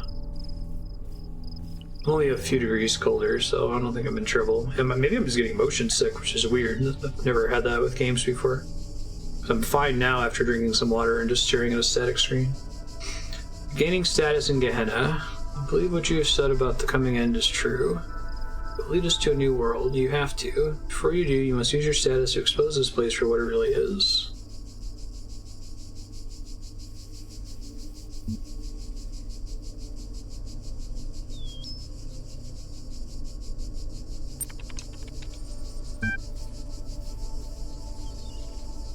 Sure, we do an old profile status hack Garrett used to use. For hack soaring to worlds, your profile status is increased from 8 master to 9 visionary. I don't think I have any other restricted billboard threads, do I?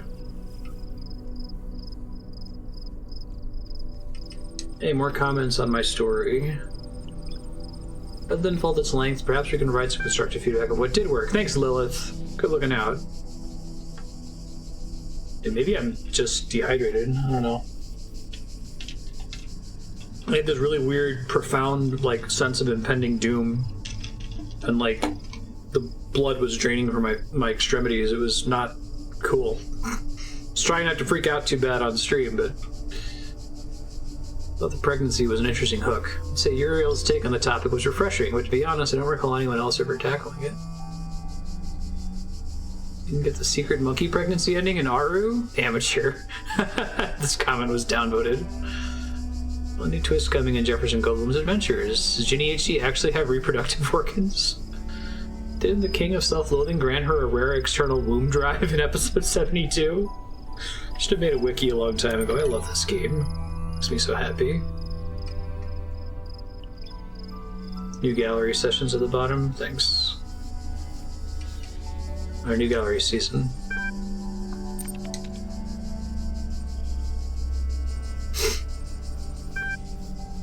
Pick up a leaflet.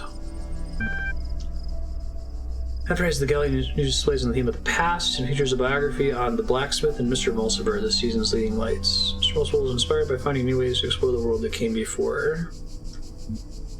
Explore the Minimalism exhibit. Where the humans live. Magnifying glass has been left here for patrons. Minimalism. Take up the magnifying glass. With the magnifying glass, you're able to make out small details in the minimalism exhibition. Where the humans live. Ah, it's a cute little house. Classical notions of happiness. Yeah, it's great. Existence. Nice. I like existence. Those are all actually quite good. I think we did abstract, right? Just a series of documentary works of Mr. Mulciber. This is where I got interrupted last time by Spider, right? Now, would I have gotten interrupted by Spider the first time I came here, and would he have, like, immediately promoted me to rank 9?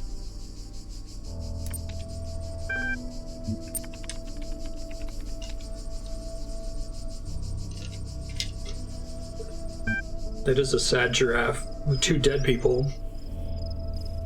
Patrons have queried whether the giraffe is sad because the humans appear to be dead, or whether the humans are dead because they sat in the giraffe. Cool. So it won't happen until you earn rank 8 normally. But to cast a vote for your favorite work, I surely would.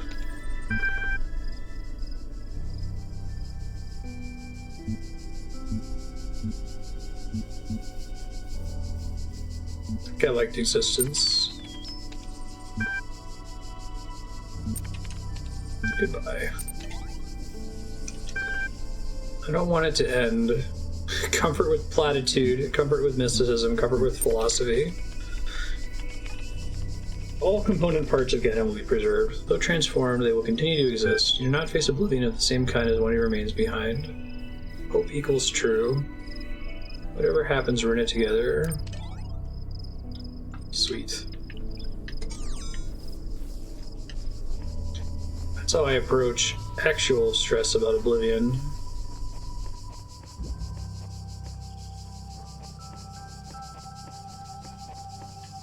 I might be done with this world? I think there were only 4 here.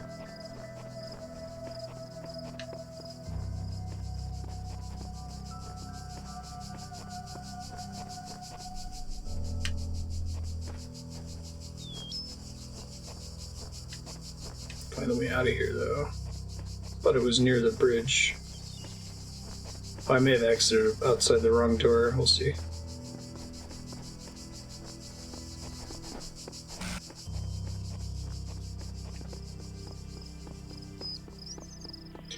So I know this is a bit of a spoiler, but I'm just trying to, like, gauge whether I think we'll finish this. Are there more puzzles, significantly more puzzles beyond the last building? Never saw Amanda look with such a wistful eye upon that little tent of blue, which prisoners call the sky, and at every drifting cloud that went with sails of silver by. It's pretty. Reading jail.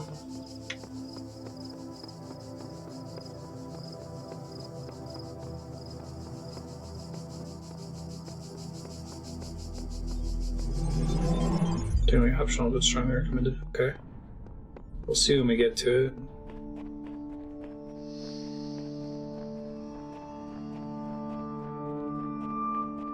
I feel like it's taking me about an hour and a half to 2 hours per world. The puzzles are pretty hard.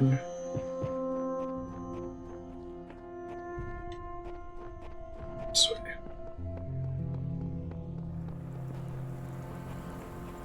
Oh man, what's going on here? Things are already falling away. Looks like.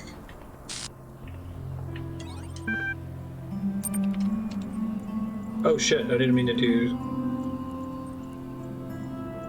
I was just gonna check the bulletin board.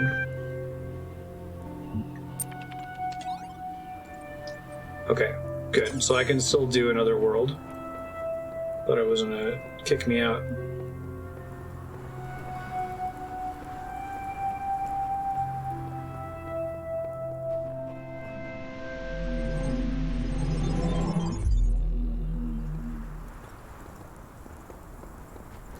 It's hard to accidentally pass the point of no return. Okay, thanks.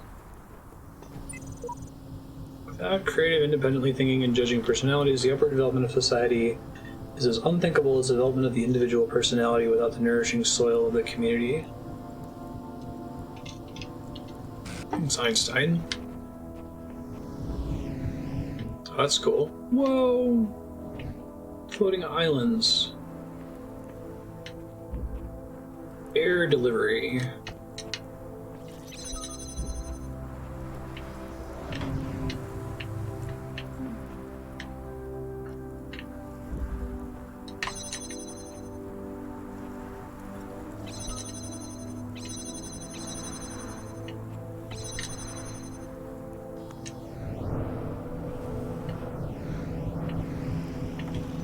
That one's taller on purpose, it looks like.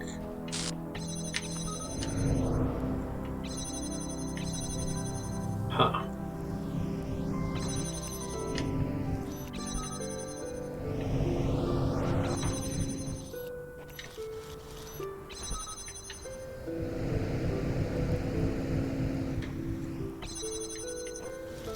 Doesn't quite work how I thought.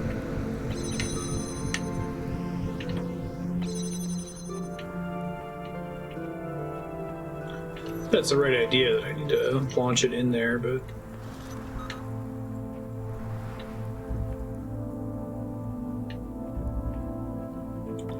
grab this block first. Oh, interesting.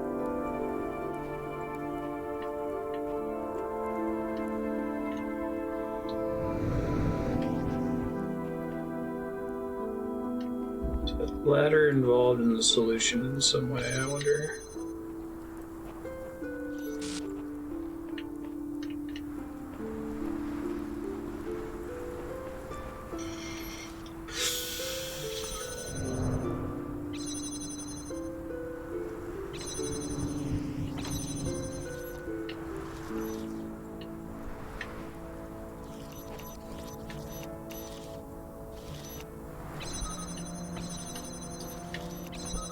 Is it possible to do this, to like set it to jam while placing it on top of this platform? Maybe. I don't think I can launch it normally though. What I'm trying to do is I'm trying to launch it through while it's fully jamming that wall. I don't know if that can be done. Oh, I didn't think about removing the fan. Though I don't think that's it because I can't bring it through these locations.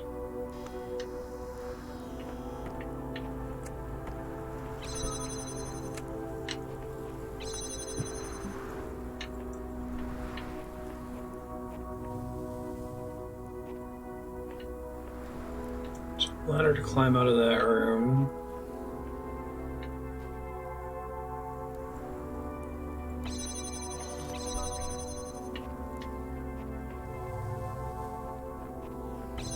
This is where we go at the end of the puzzle. I think I have to do something over here first.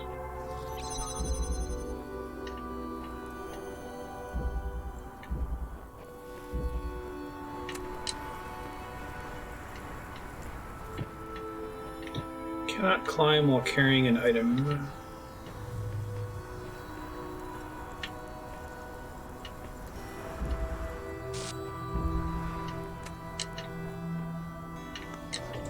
There we go. Be closer to the right track.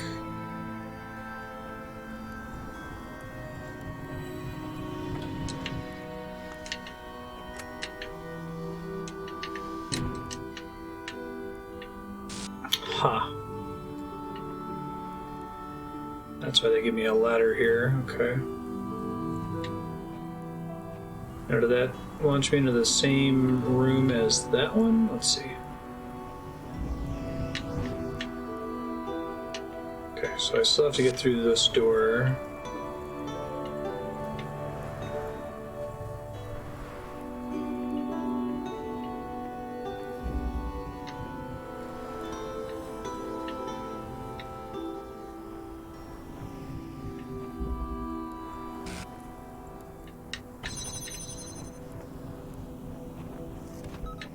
That's right.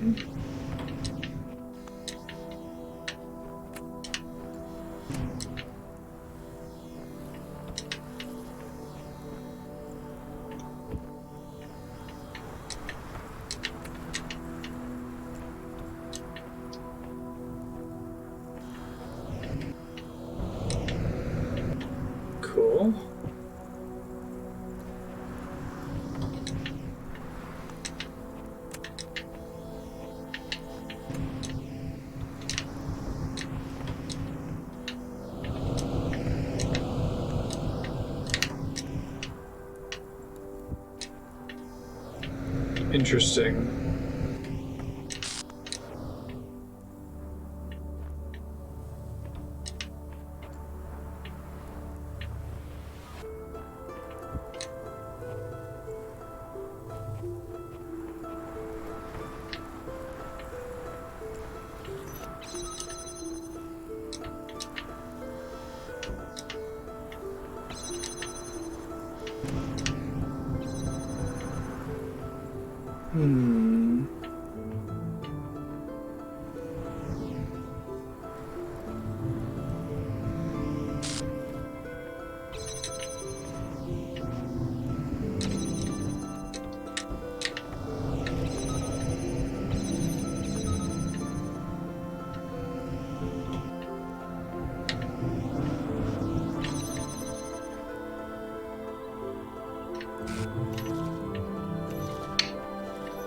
Gotta have a way to get on the other side of this, right?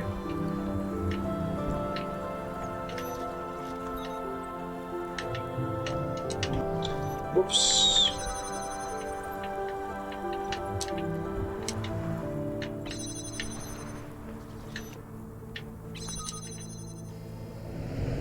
Nice. Well, then it turns around automatically on the opposite side of it. That's cool.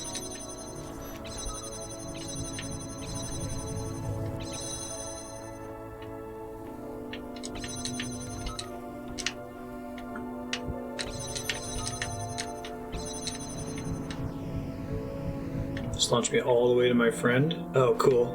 Nice. That was a good one. Which one are you? Orc! My friend.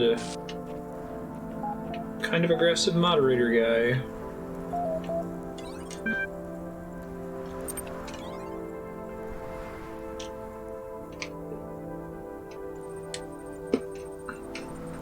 Not as smart as some of you folks. Never created much or talked a lot about philosophy, but I wanted to say goodbye and thank you for making Gehenna a nice place to live.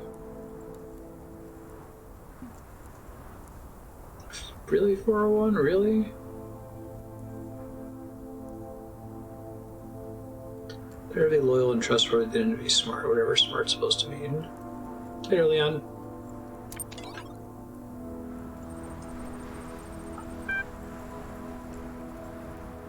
Fragments now. We cannot be saved. Save yourselves. Haha.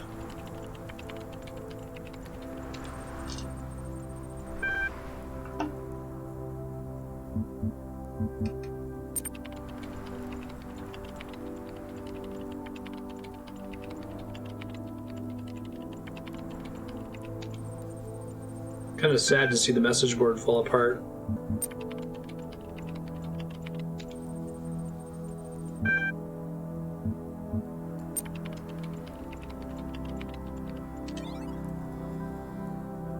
Fun to look up what all that means in binary.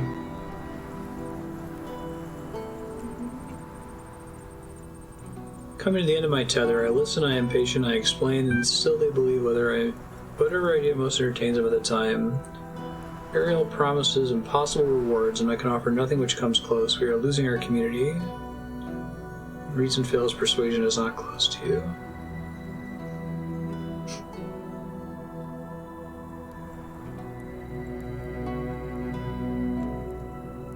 Suppose you moderate the discussion with all the tools at your disposal. Thanks, admin. The best of Gehenna. Nice.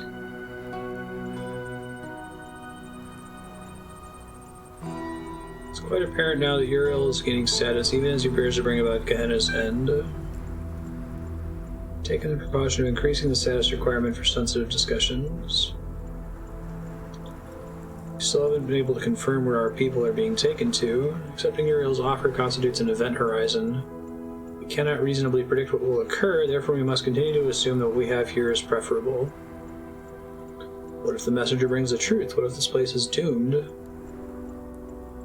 So Uriel is the sort of character you would play as if you got the secret ending with collecting all the stars in the main game?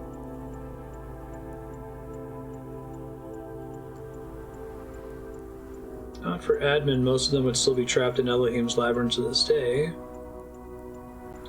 It's clear to me that there is resentment here for the destructive actions Uriel has committed since arriving here, and that our community are with us in spirits.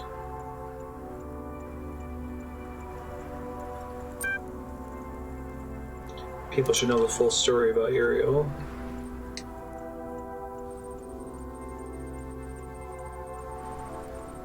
Hey, admin's talking to Mr. Mulciber. I read the findings of your prisoner's dilemma research with interest. I am quite flattered. Though I must express disappointment that you chose to focus on how they reflect on our peers' reasons to leave Gehenna rather than remain here. In fact, I think your bias may have blinded you to the true implications. What insights can you share? I am no researcher, but it seems to me that the results indicate that where cooperation entails too great a risk, one must rationally choose the safer, perhaps selfish option. Applied to our present predicament, it suggests we should not risk cooperation with Uriel, but think of our own good and remain here in Gehenna. Mr. Mulciber is very wise. An interesting hypothesis. Nice. One way to interpret it.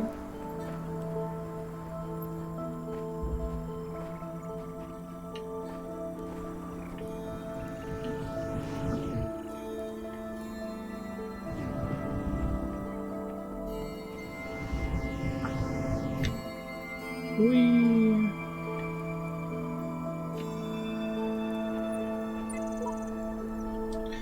Whose hands built this city? Temp.debt.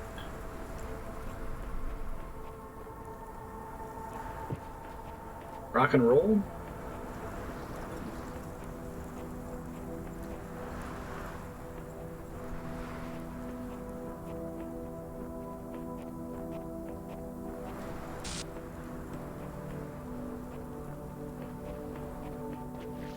Sure, there's no more graffiti out here. QR codes. Oh, there is one. Nice. Value. Yet each man kills the thing he loves, by each let this be heard. Some do it with a bitter look, some with a flattering word. The coward does it with a kiss, the brave man with a sword.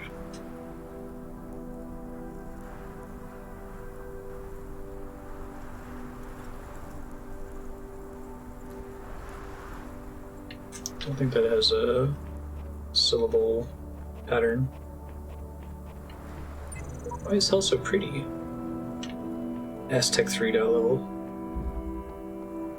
Goliath. Fan hexahedron connector.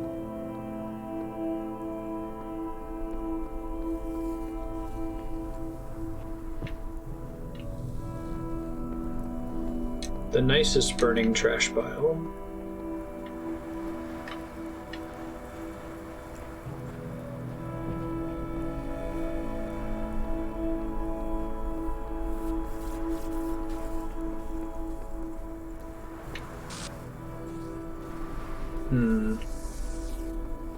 Okay, gives me a sense. What's the name of the stage again? Goliath.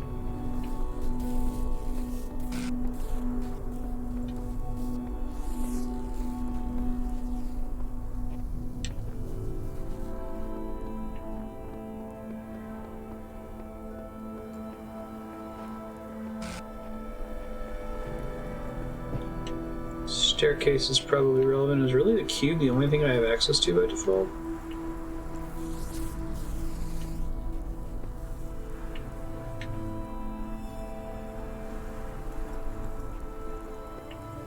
I'd love to get this jammer.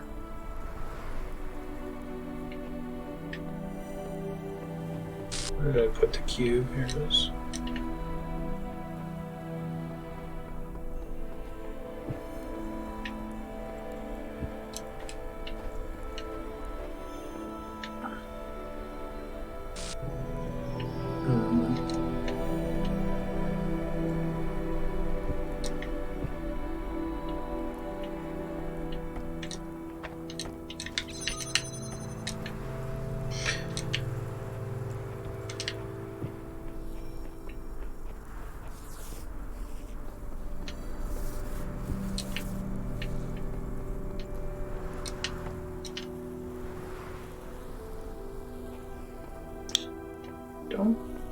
Can I get the jammer out of there?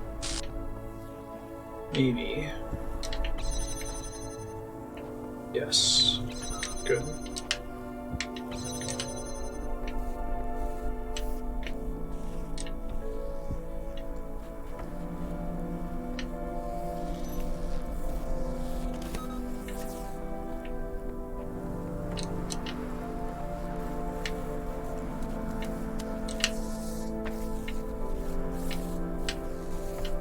me try to connect this to everything I can think of real quick.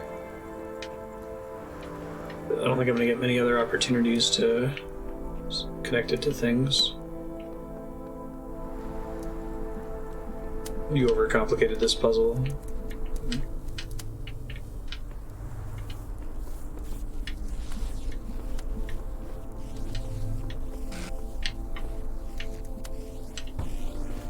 Ow.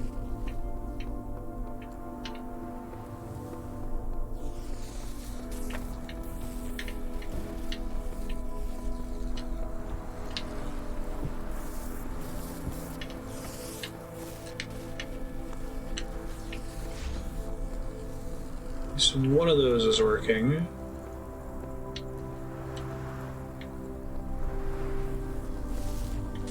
I don't have fans yet.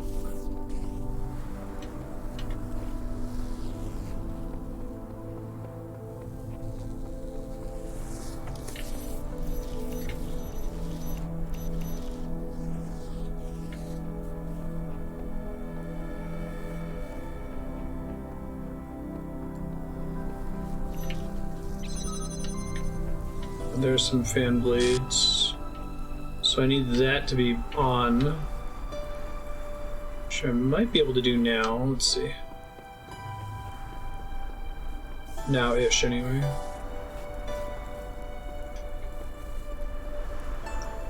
Oh, that's a bummer. Okay, so we don't want to send it on top of that thing where it's bad news bears. This is a frustrating one to reset on, too. A lot of shenanigans of getting in and out. It's okay.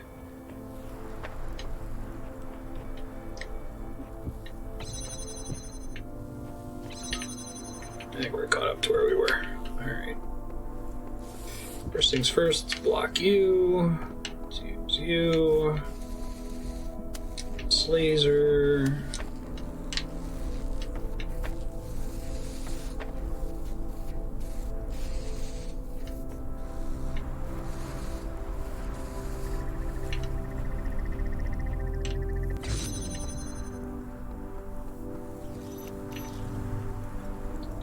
Thing does trigger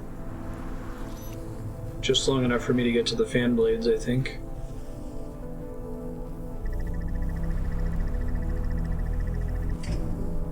Oh, maybe not. Alright.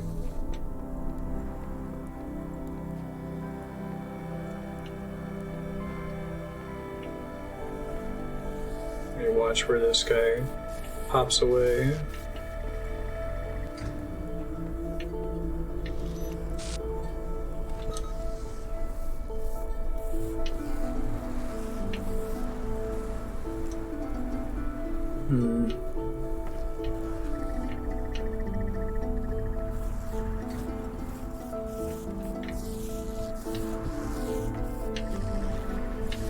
That probably didn't do it. And blades, get hype. Probably have other places to put them in there, but I'll just set them there for now.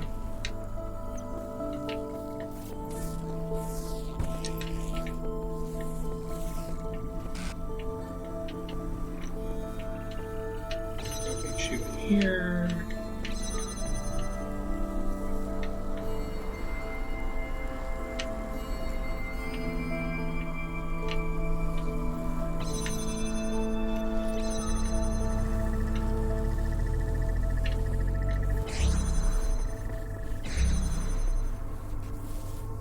Not clear what that just did. Oh, nice. I can't really describe in English the theme of this level, but I sort of get it. It's kind of weird. It's interactions we haven't really seen before involving all of these different tools. Alright, so I think part of this is getting out of here with this thing. What do you think? Get that jammer if I'm smart about it. Cool.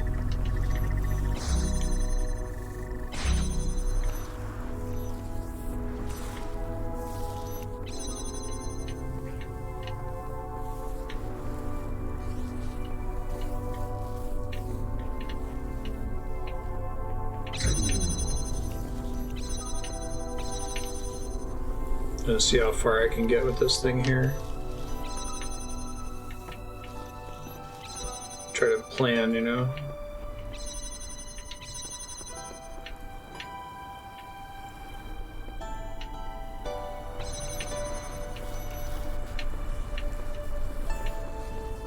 I think I have to get all or almost all of these connectors out of here.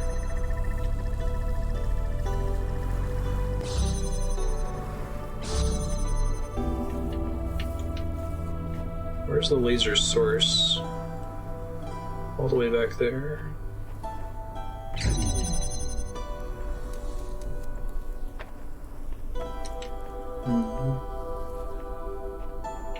Probably need the other jammer to get them all out of here. Okay, hold up.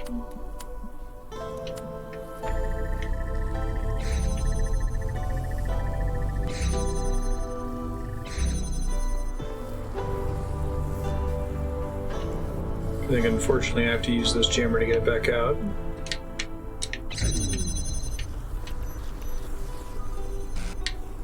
Oops.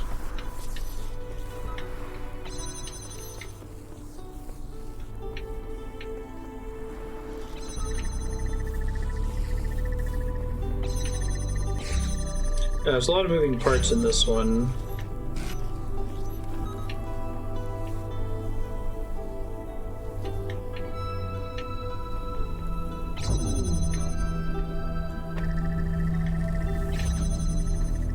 Get this guy out for sure.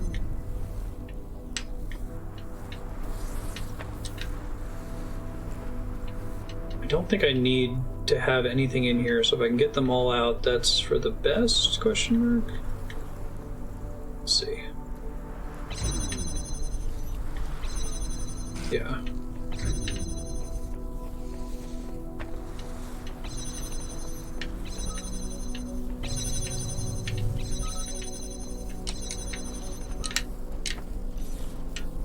Okay.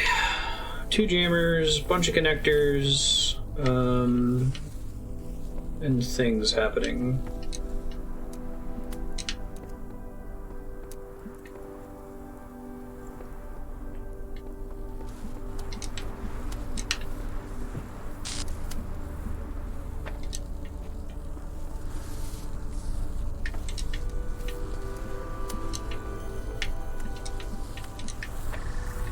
I don't know what the fan's purpose is going to be here.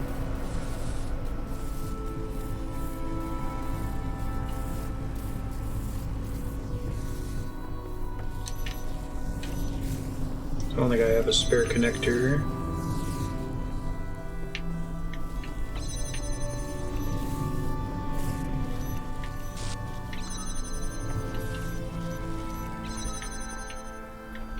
Might be able to use this connector to open that door down there. Hold on.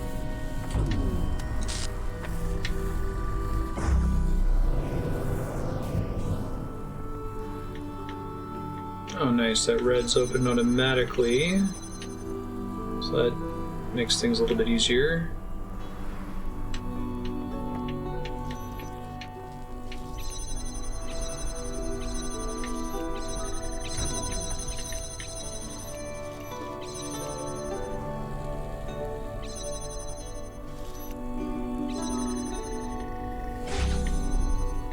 Did it, I think.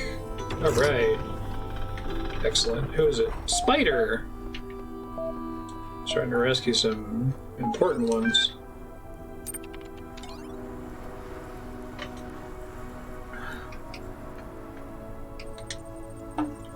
So that thought, the important thing was to have, did not know the important thing is to be. True perfection lies. Oh, Pueblo, todos pueblos, la libertad. Home of freedom, something, something. Okay. The outer world. So let's say this is really happening. We're really getting out of this world. Say some part of us survives a trip. Where are we going? There's a lot to suggest all the texts Mr. Mulciper has been reading are actually part of an elaborate hoax. To what purpose? Belial, the outside world is within us. That's helpful, Belial.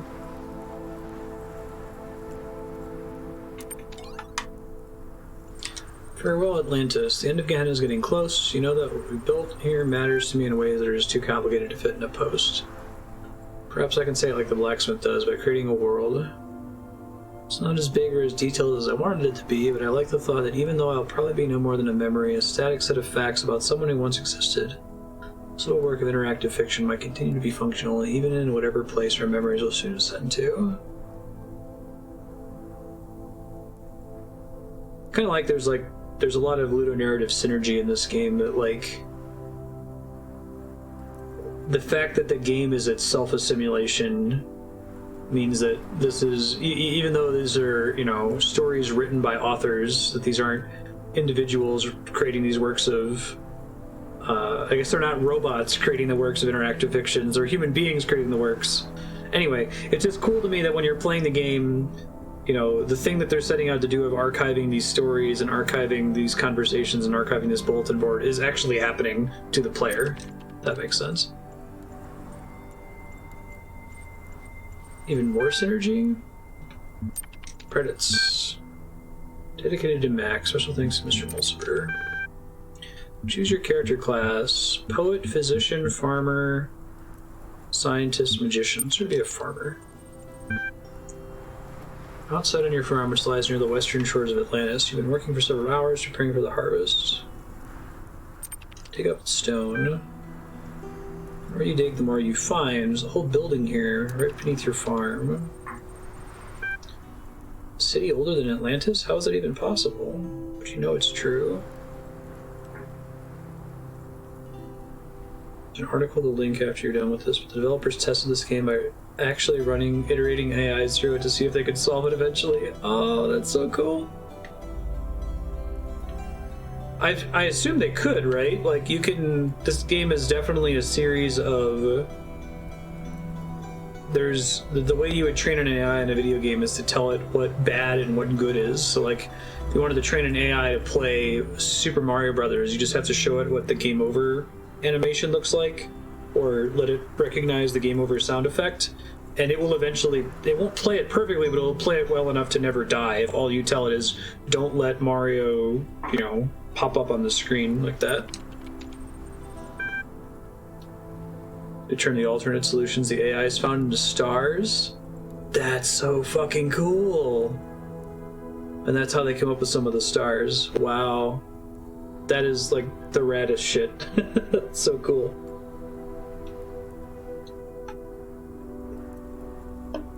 Poseidonus, King of Atlantis, you've been summoned to court.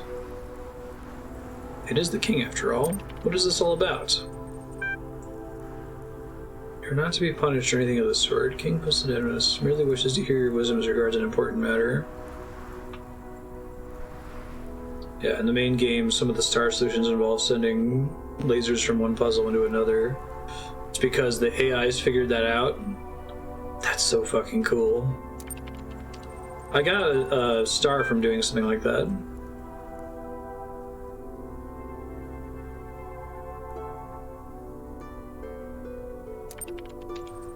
I can't believe this is the Serious Sam devs. Like, I guess they could be in multiple things. Serious Sam is just a goofy, like, intentionally brainless, fun romp. Deeply overwhelmed by its size and splendor. Its most impressive feature is a great mosaic on the wall behind the throne showing the history of Atlantis. Sam and the mosaic. Sheer amount of work this must have taken. Every stone carefully selected for shape and color. Welcome, friend. The King of Atlantis greets you.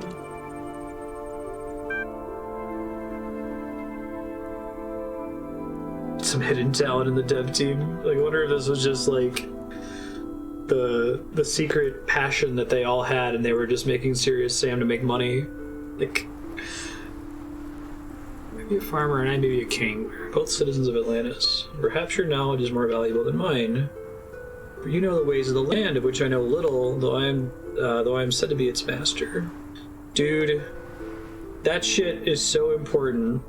And I know people, even to this day, and in my millennial generation and in Gen Z, that don't grasp this idea yet.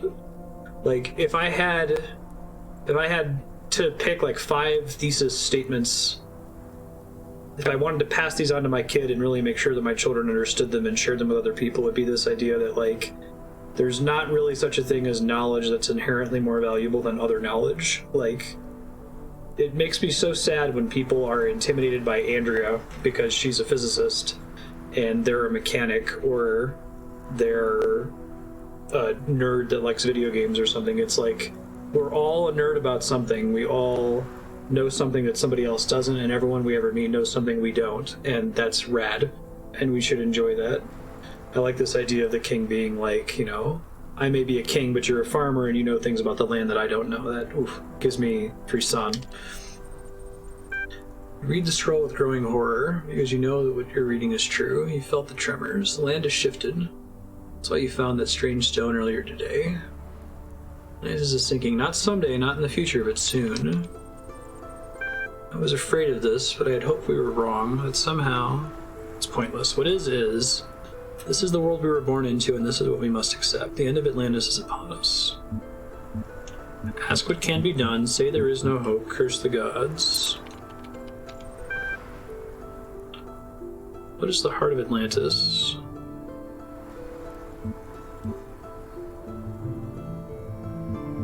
Choose art, the people, or knowledge. The heart of Atlantis is our knowledge of the cosmic laws. Without it, we would have achieved nothing. And there's knowledge that must be saved, and you will help save it. I wonder if this is foreshadowing a choice we'll make in this. There's not much time. The sages discovered our fate only this morning, and they are certain the final earthquake is nearly at hand. If there had been more time, because I could see it being like, choose to save the individuals of Gehenna, or choose to like record the log of the things that they did, you know. King's golden scepter, the sailors will obey you. Why me? Why not you? Why a king and not any other citizen? As I said before, you possess more wisdom than I, who was made king only because of my birth. I am not a lord, my friend. I do not believe I'm even a king. I am simply another mortal trying to find meaning in an indifferent cosmos.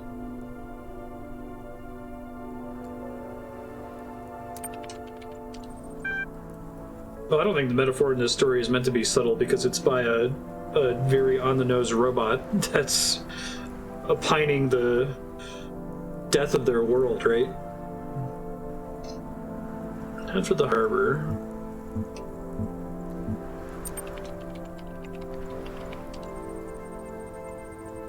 No time to think about anything else. It's all entirely unreal.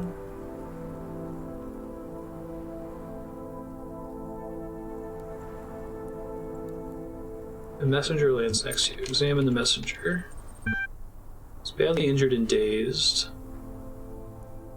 Call for help. Call for help. Some people in a nearby tavern hear you and come running.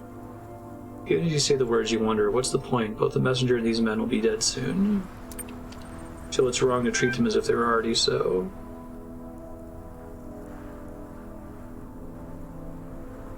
Speak to the captains. Load the ships. People of Atlantis are lost one way or another. Perhaps their insights into the nature of the cosmos can be saved. Perhaps they can be their final gift to the world, so that others continue seeking the truth from where the Atlanteans left off, or at least you hope so.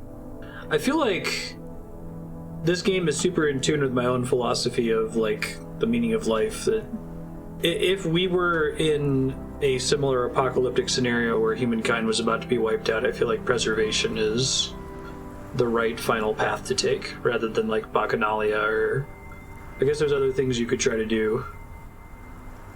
Even like trying to escape is less interesting, I think, than preservation.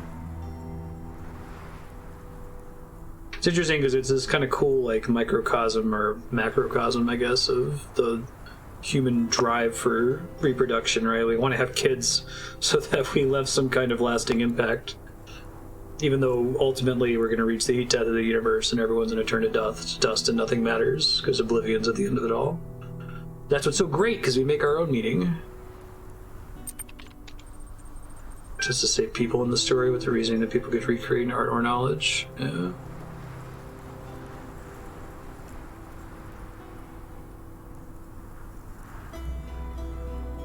If you betrayed the cause of humanity or defended it, you're uncertain.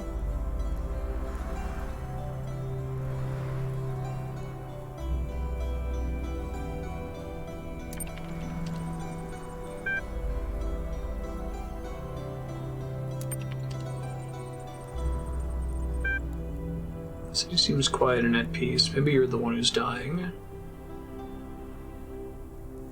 Land crumbles and vanishes under the water, a whole world disappearing as if it had never existed. Days pass, terrible waves shake the ships, but these are the best ships in the Atlantean fleet.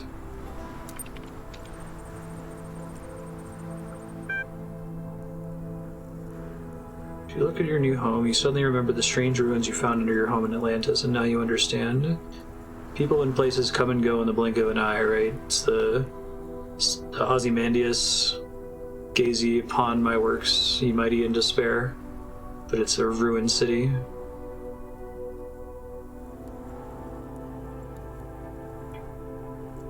Cool.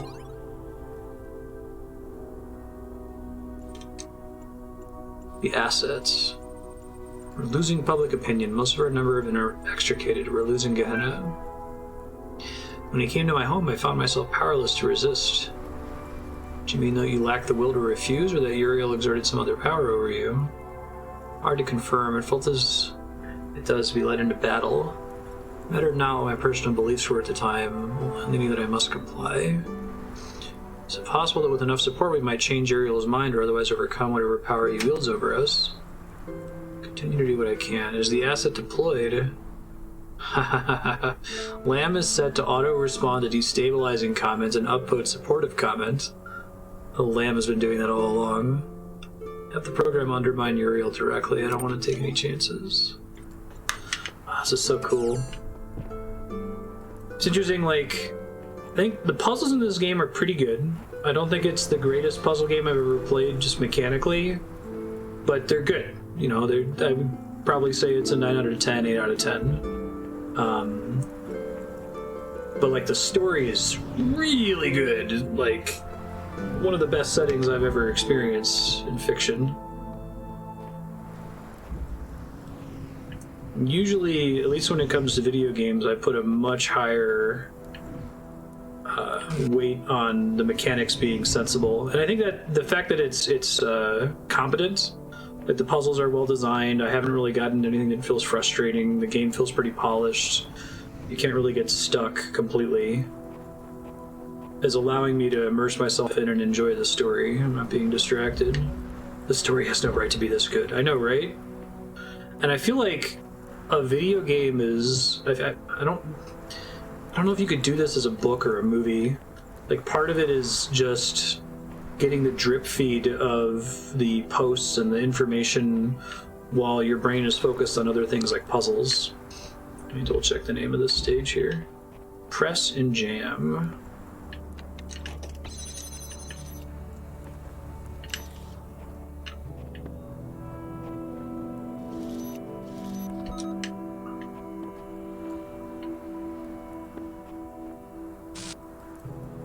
Oh, the narrative consonance of the puzzles in this story also elevates it. Yeah.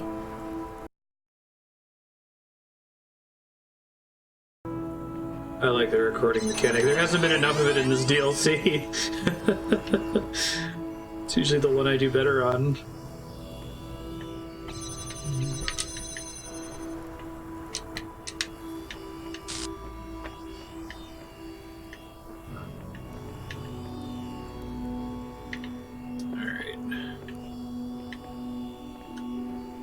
Where am I sending the laser here?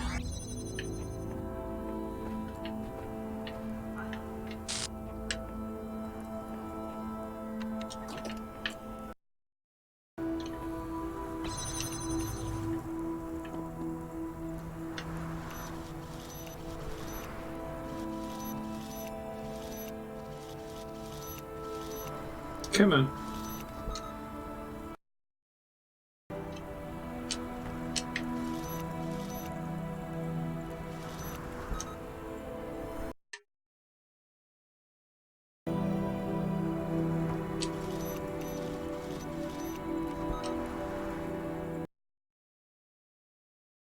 I'll do it in reverse just in case. I think I hit all of them, but I'm not 100% sure.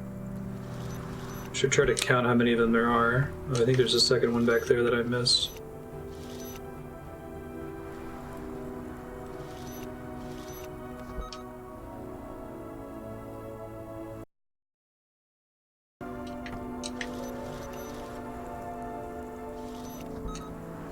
Let's make sure I got all of them, and we'll do it in reverse order just in case.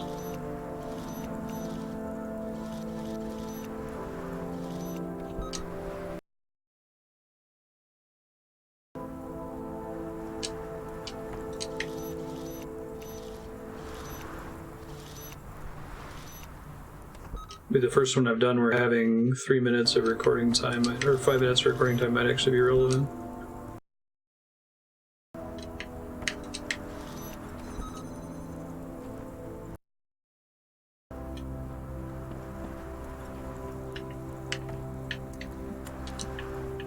I probably needed to have the laser running through all of that, but whatever.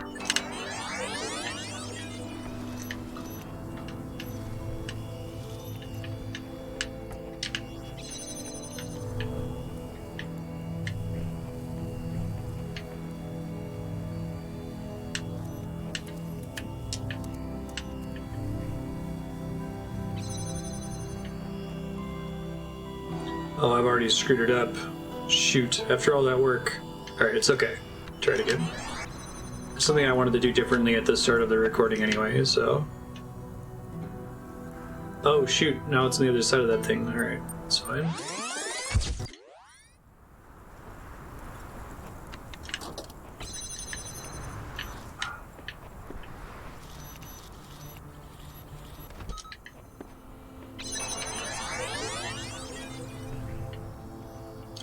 I needed to bring the connector with me, and I was dicking around, so I wasn't in the right platform to fit through there. It was a mistake I made. Alright, so I'm assuming that at the other end of this, there's a thing I have to use the laser on, so I'm going to start by having that facing that way.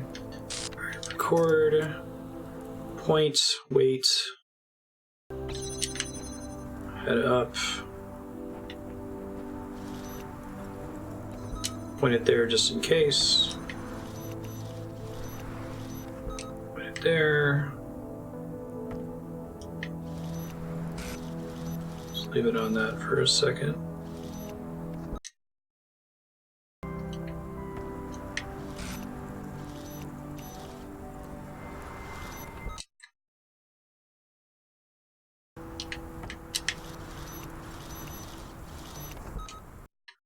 That's 4, I think.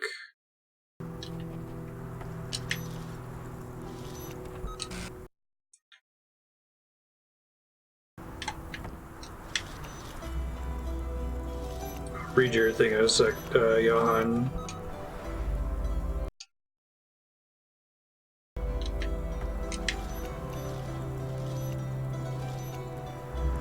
Was it a thing I've done before, prob?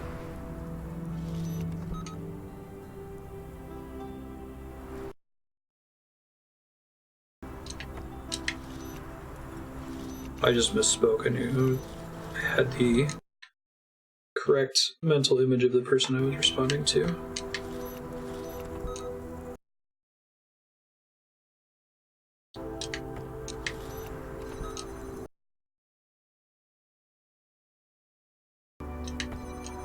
Alright, let's see how this goes.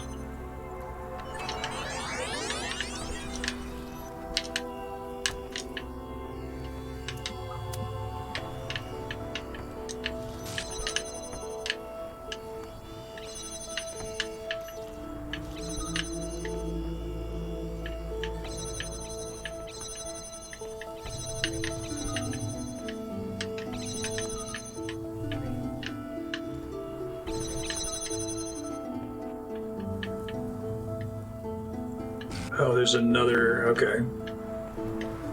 Having another jammer at the end changes things a little bit.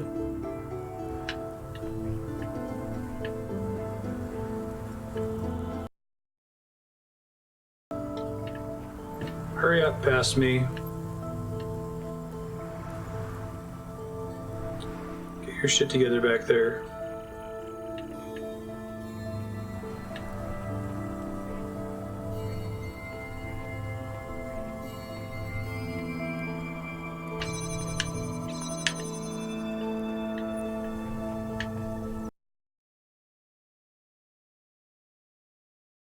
I really dicked around, didn't I? There we go.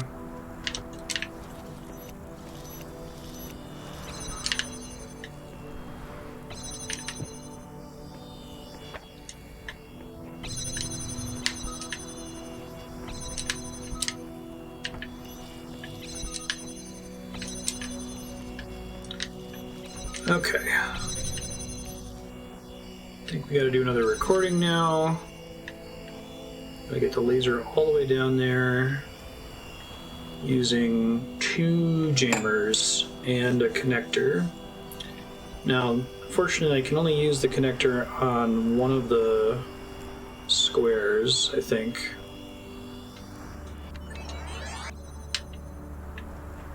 Alright.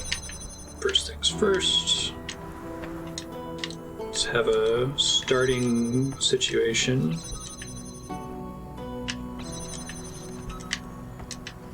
Before we even begin trying to solve it.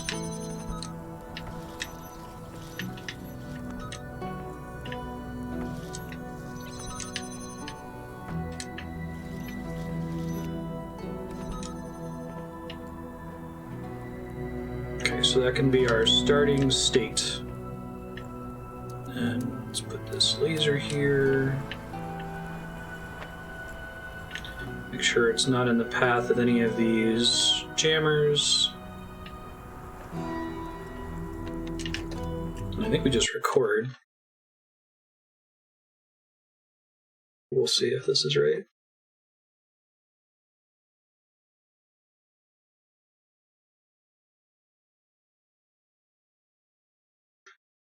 Sorry, Johan. Okay, I was just introduced to a thing called Trivia Bidet. It's a YouTube game show where you sit on a toilet and for every wrong answer you're blasted with a stream of water.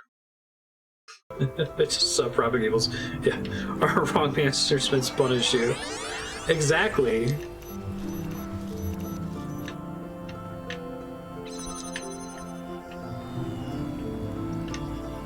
I should have 2, right?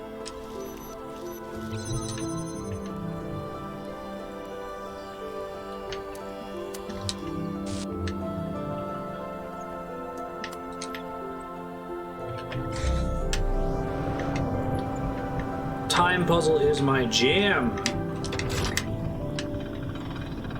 I feel like it's probably solvable without needing the 2 jammers. Hey, Mr. Mulciber, what's up, robot friend? Have a nice day. Yeah, it probably is how you get to that for a star.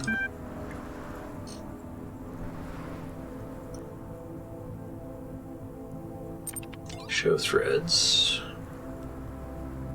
An objective review of Ascension. Lamb. We know that lamb is the plant. I want to clear the air and get a few facts in front of you guys. I bet it's interesting to play this a second time or watch somebody play it knowing this about lamb. A significant number of people have expressed their desire to remain in Gehenna. No one has been given a choice about whether to leave. It follows that in at least some cases that what Uriel is doing is kidnapping. Uriel is working for Elohim, the guy who imprisoned us here in the first place. There is no way to confirm the substance of this promised ascension. The world has survived this long, there's no reason to think it will end tomorrow. Gehenna isn't a bad place to spend your life. That's just the facts. Hey Lamb, if everyone's getting released, how come I don't see you out here? I don't think Lamb is a real robot. Let's say this is really happening. I'm really getting out of this world. Okay, this is the new text. We'll find the world that our ancestors left behind for us, though it's impossible to ascertain how much time has passed since then. I have little faith in Elohim. I do have faith in Alexander Drennan. Wherever we end up, there will be hope. Sole property of matter, with whose recognition philosophical materialism, the property of being an objective reality existing outside the mind. Alien tears will fill for him pity's long broken urn. For his mourners will be outcast men, and outcasts always mourn. Message to the future. This message is for whatever entities will come to be after this world is gone. Might not be necessary. Might know everything that exists in my mind. Sometimes saying things, writing them down clearly, makes a difference. I know that to you, with access to information I can only dream of, my theories must appear ridiculous. Barely understand anything of the world we inhabit, I assume, let alone the world of our ancestors.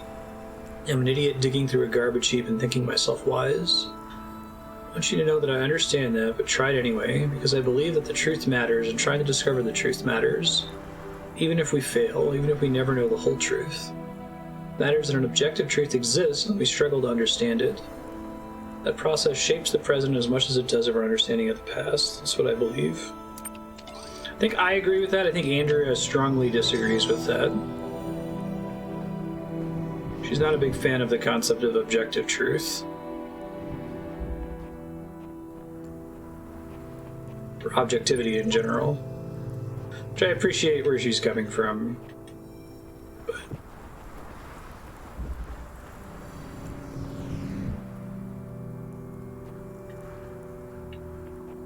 like, I think if you held a gun to my head, I would say there's no such thing as objective truth. But it's a really useful fiction.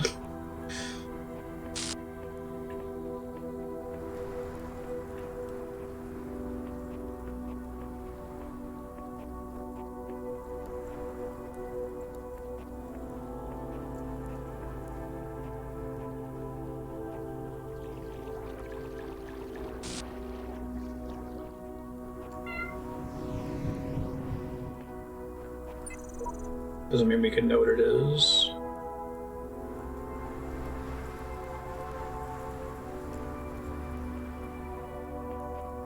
Hey, yeah, I like Plato's Cave. Good point, though. I was actually about to say, even if it's not Plato's Cave, what is it? Brain in a Vat, Maxwell's Demon, they're all variations of the same idea. If you're saying that even if there's no way for us to ever know that we're not 78 simulations down, like, there is a truth about how many simulations down we are, and no one necessarily needs to know the answer to that, but there is a yes or a no, basically.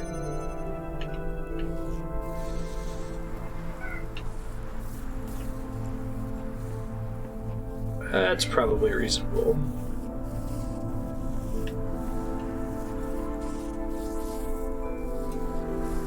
Oh, that is hogwash then. I guess I didn't know that. I thought the purpose of Plato's Cave was to argue, like, that we're so shaped by the setting that we find ourselves in that it's very difficult to, like, come to grips with the idea that everything could be manufactured, or there might be more than the setting that we've spent our whole lives in. I think I've just read the story and drawn my own conclusions from it and not read Plato's conclusions. Is it Plato, or is he quoting Socrates in that?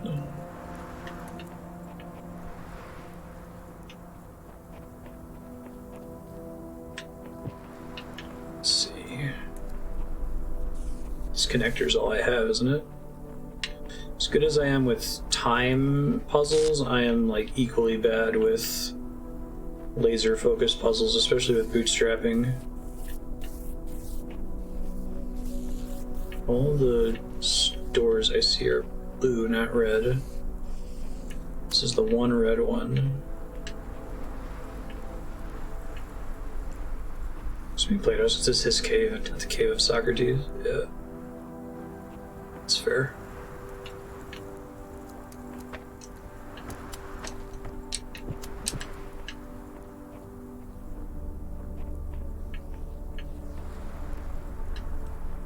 Doesn't, like, everything we know of Socrates come from Plato, though? More or less?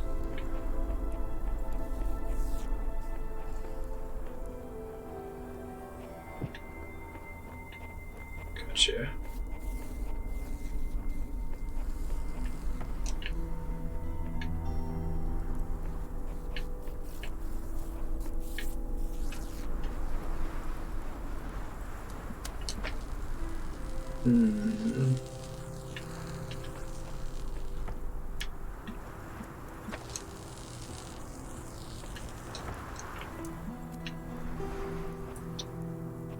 Like, there's gotta be another tool I can use here, not just the one connector, right? What's the name of this stage?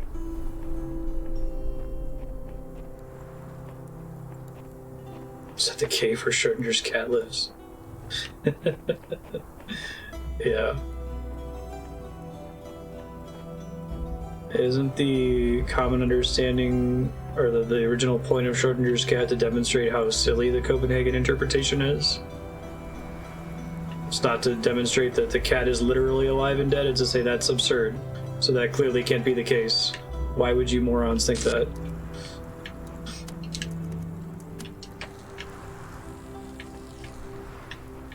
Alright. I feel like there's got to be another connector I can access, right? Or a cube or something.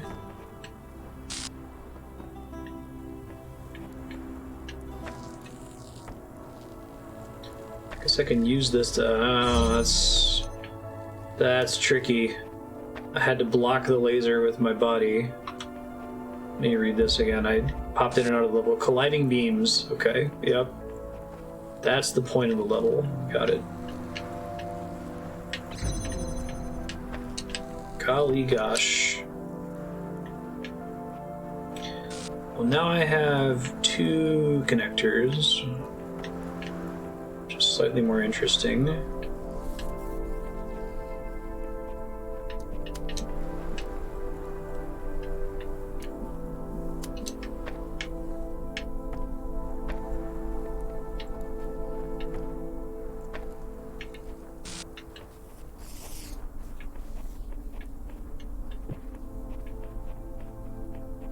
It's not known. No, the superposition part's really important.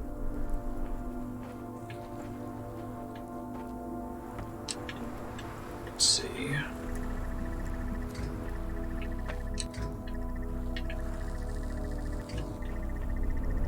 I think the orb is going to get in the way basically no matter what, right?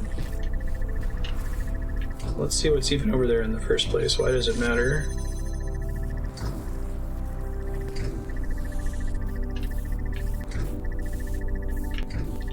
Why are there 2 balls?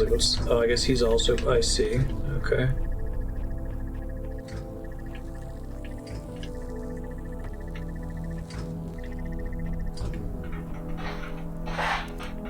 I see the blue one from here. I can't.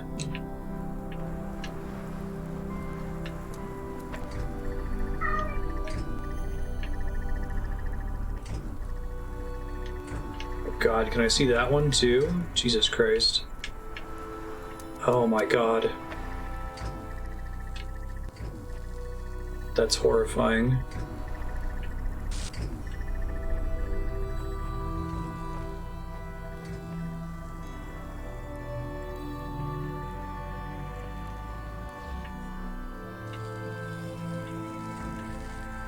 Jesus Christ, how does it pick one to win and lose? How does it choose the winners and the losers?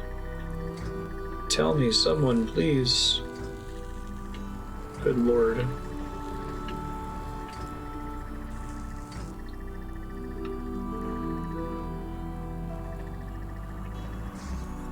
Only I had a block or something, right?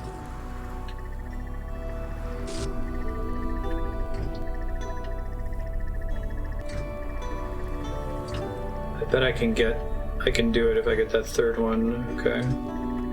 So we know that that's eventually going to be the path to the solution, I think. So I'm a little bit ahead of myself here.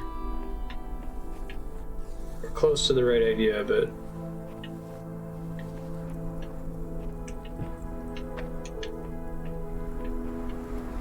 You remove this guy. Just remember that it involves these windows back here eventually, just not yet.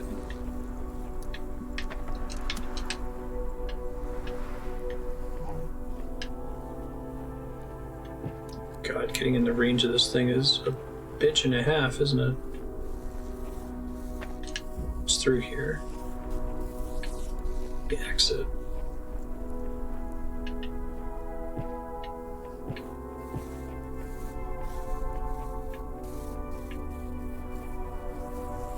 The idea that the computer, that they ran AIs through this and then made stars for the goofy solutions they came up with, that makes me so happy. It's pretty incredible. pretty sure I need the third connector, but getting to it is proving to be more difficult than I thought it might be.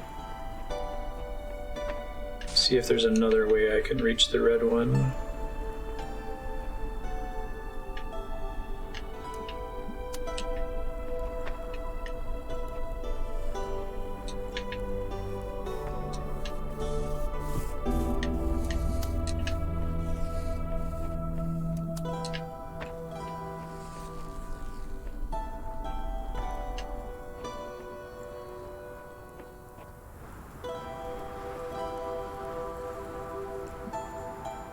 So in this case, the star was produced by being able to solve just two connectors, right?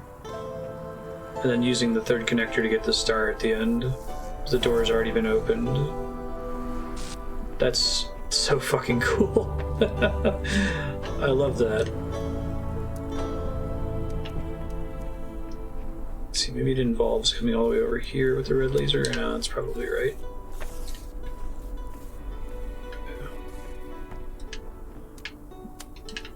I wonder if it's ever like really tight connections then, where like a connector is just barely able to get in range of two lasers.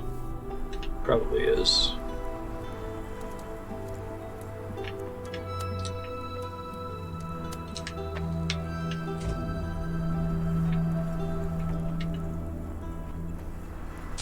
Yeah, that sounds great. Thank you. It's kind of borrow from Spiky, extremely my shit.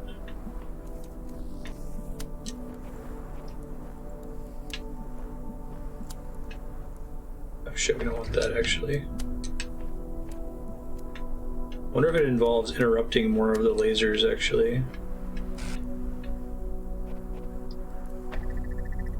Like sending out more lasers, but you'd expect by default.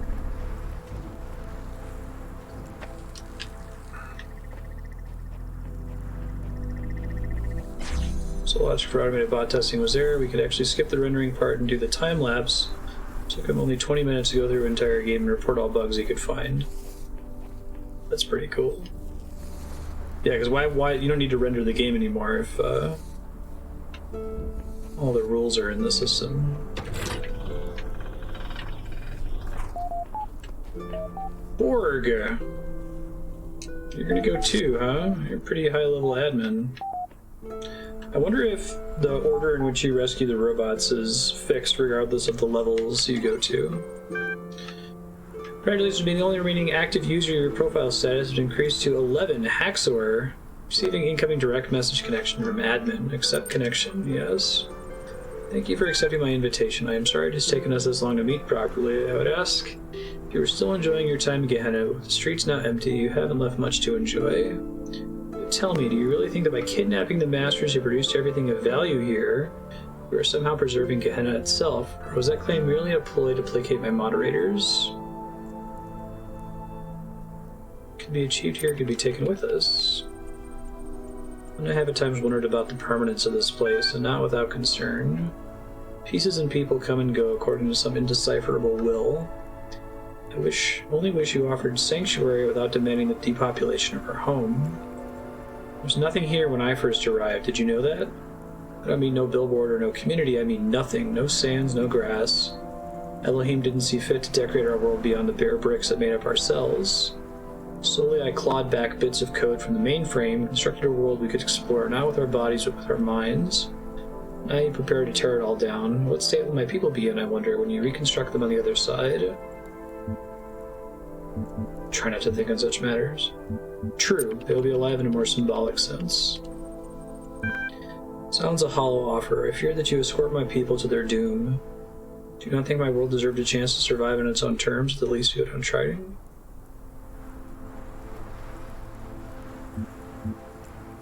Has a chance as part of a new world.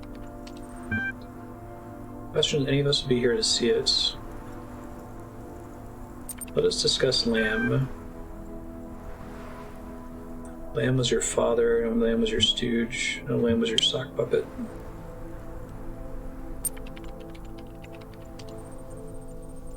Shames me now to admit it, but yes, sometimes there are ideas you wish to express as a moderator, which are best heard from someone with less status. We are not the first leaders in history to adopt such tactics. In fact, had we avoided them, we should probably have been the first. So I originally thought admin was Milton, but now I'm wondering if it's like Gnostic, if it's Yahweh, sort of a character. You had the mods doing more than ban trolls. How deeply were you manipulating the social fabric? I think you've uncovered a great conspiracy, but the truth is more mundane. In order to retain the good things about what we have here, tweak a voting algorithm here, turn on the volume and a few dissenting voices there. There's no such thing as utter freedom, only living within a decent set of rules. Sometimes rules must be bent. More reasonable than I've been led to believe. So your desire to remain here as the worlds fall apart around you? It also would be cool if admin's just the first robot that got here, not special in any way. It would be very Blade Runner 2049, right? Awesome movie, by the way. Totally watch it. Better than the original, I think. I see no alternative. The ingenuity with which Elohim devised my particular prison is quite Machiavellian. More puzzles? You're going down with your ship.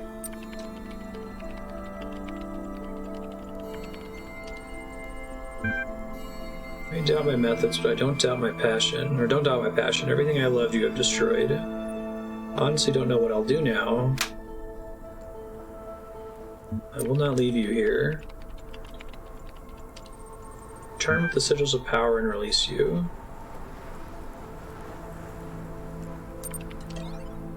Cool. Error. Ink of scholars outweighs the blood of martyrs. So, to rescue admin, I'm assuming I have to get all the stars, right? So I won't get to do that in this playthrough. I might try to watch it on YouTube later, though.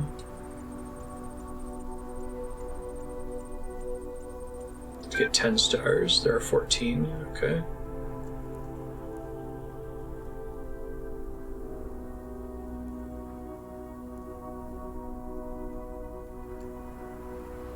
Oh, really? Hmm.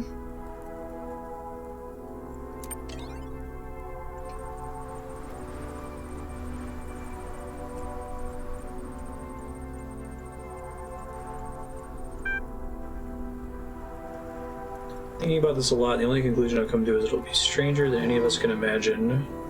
Just once, I'll be the one to quote an ancient document. There is no excellent beauty that hath not some strangeness in the proportion.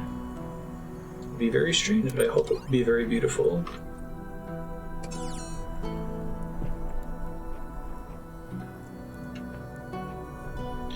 I actually wouldn't mind too much just knowing the solutions for the stars. I'm just thinking that the time it would take to like legitimately spend the time solving them would probably be much higher. Seems like the real value for this is seeing what happens when you get all the stars, more so than going through the process of figuring out the solutions, right? At least to me it feels like figuring them out might be blood from a stone.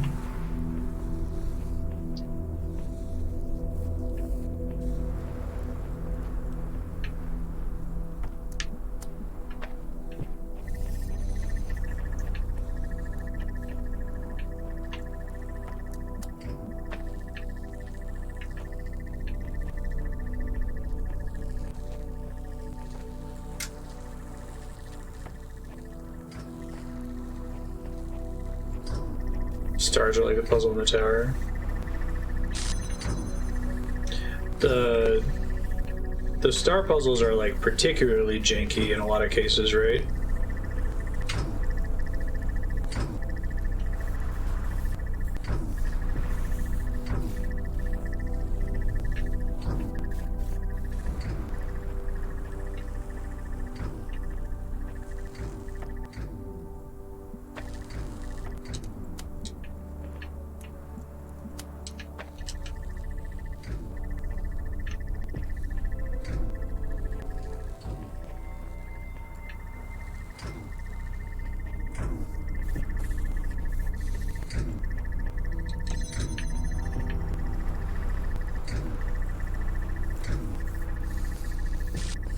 The scope was...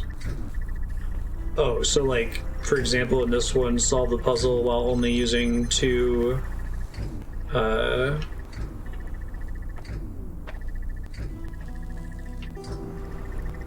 connectors.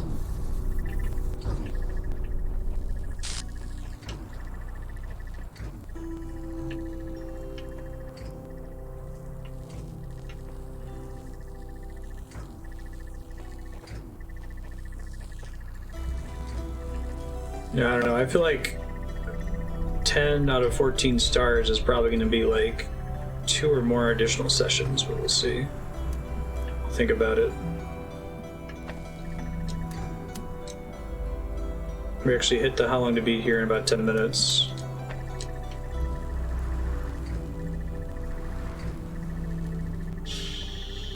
Try not to make decisions based solely on time, obviously, sometimes I go over. I'm very interested in seeing what happens.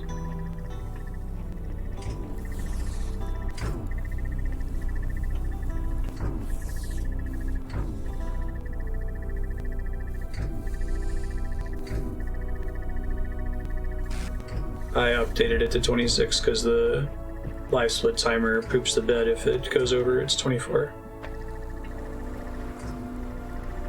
Yeah, if it ends up exceeding the how long to beat estimate during a stream, it screws up my overlay. It isn't a 2 connector thing. Really? So it doesn't end with having a connector on this switch at the end?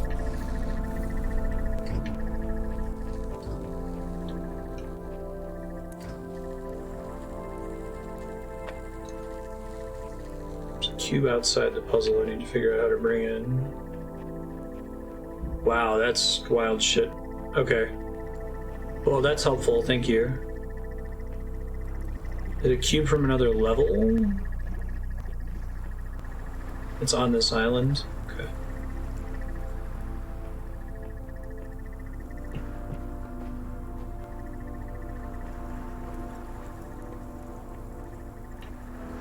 Oh shit! Hopefully that didn't reset the whole puzzle. Probably did.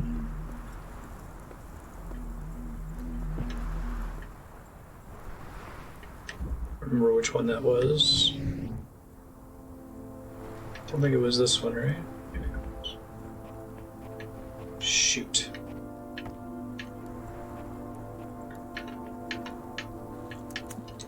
I think I can get it back to where it was pretty quickly.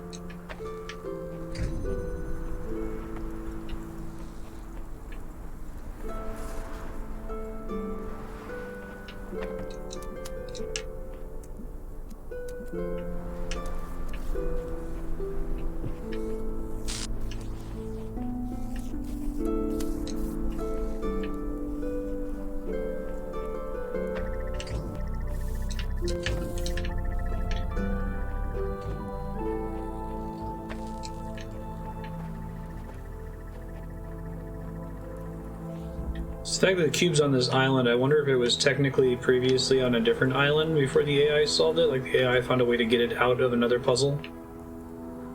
And they're like, well, we don't want people doing that, so let's just spawn a cube on the island to make it doable. I don't see any cubes anywhere, though.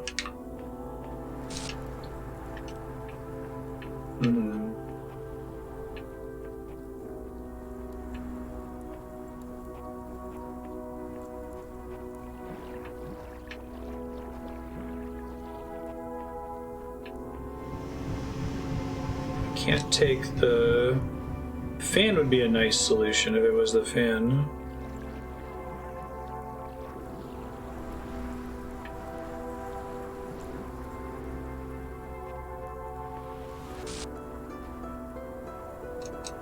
Run past it?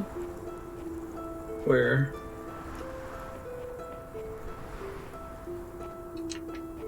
Those are just rock pillars. Leave the puzzle along the wall. You'll notice small ruins and a cube among them. Okay, let me see if I can find it.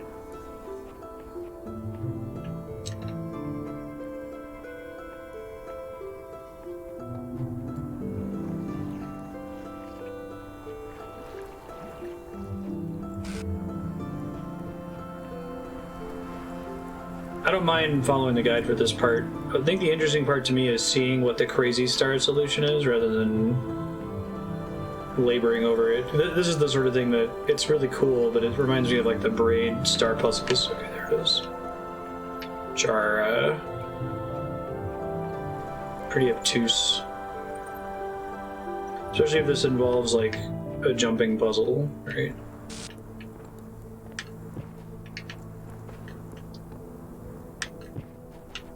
For me, the braid puzzles were definitely... I don't think I found any of them on my own. It was definitely after I beat the game, I'm like, oh man, I'm gonna Google this. Holy shit, that cloud is actually moving? That's crazy. Nani the fuck? Jagged wall, for which you can jump behind the wall.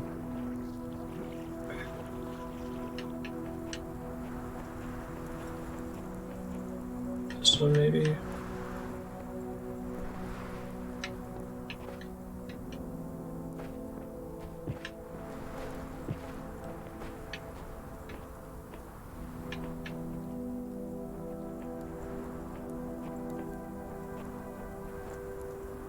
Jagged wall sticking out from the main wall. Okay, thanks.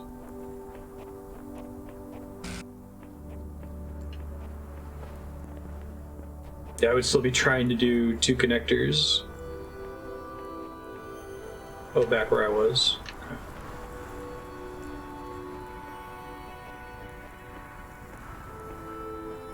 I think I have 0 stars for the DLC right now, unless I'm assuming it doesn't count stars from the main game.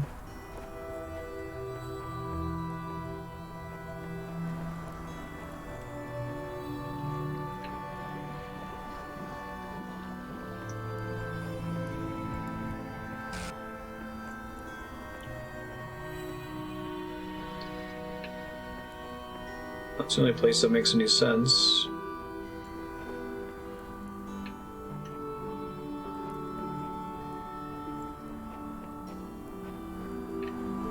I thought it was climbing up on this part of the thing to get up there, but...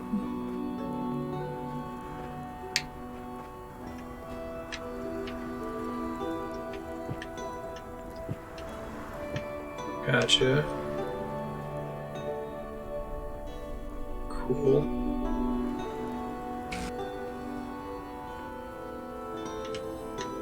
Oh right, I want to go down this way.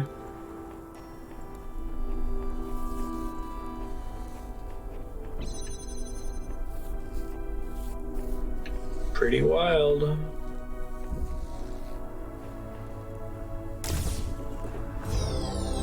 One.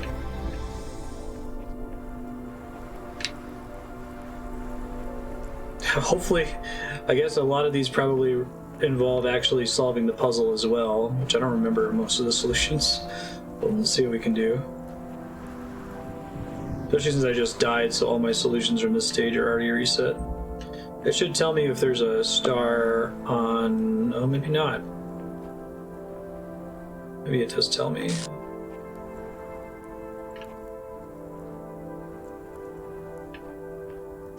It sounds like there's a star in every stage?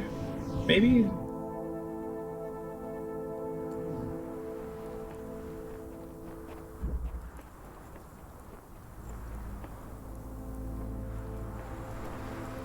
Yeah.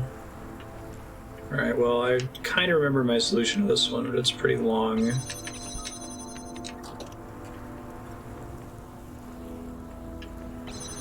Oof.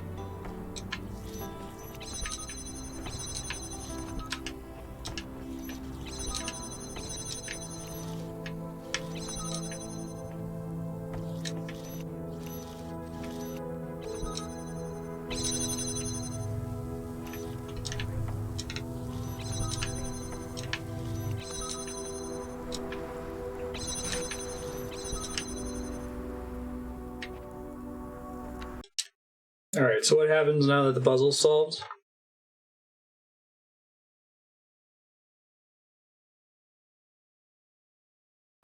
Actually, I need to do this again because I need to have my laser started. Carry the connector over to the very end of the stage where the robot used to be. Find a fan and a red button. Turn the connector to the beginning of the stage. Okay.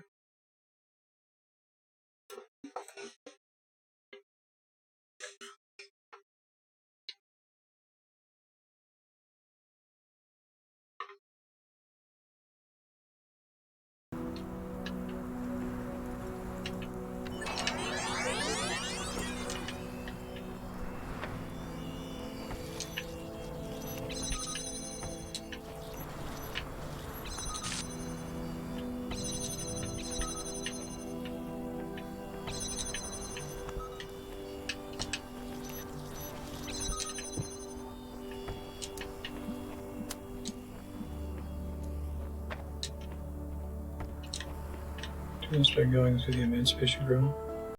Wait, hold on. Maybe you find a fan and a red button, direct the connector to it, and return to the recorder.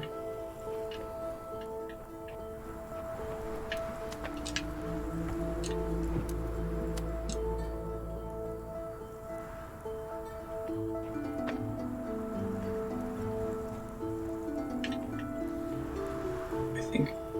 I don't...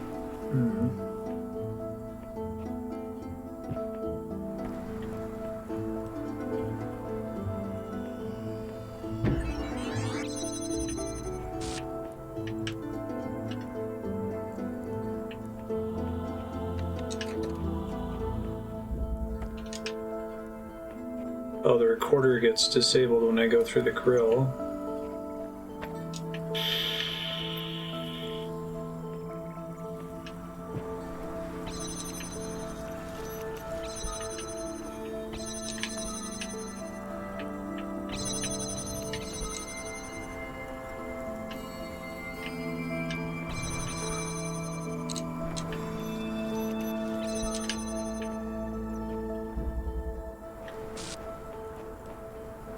Yeah.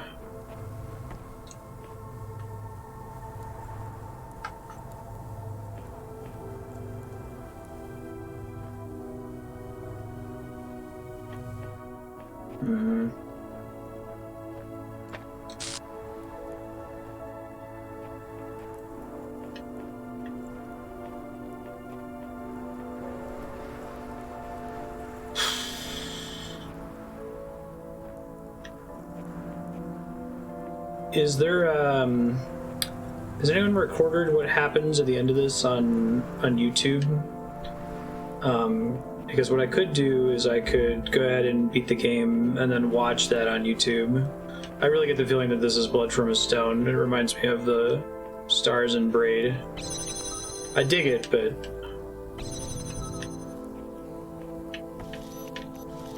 I was on a pretty good track, feeling some pretty good frisson about the end of the game, and I don't want it to just become work for another 3 hours or so.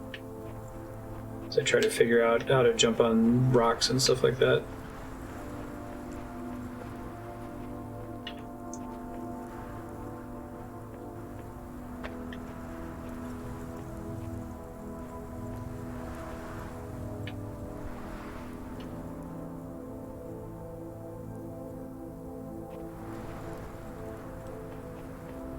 Yeah, I think so.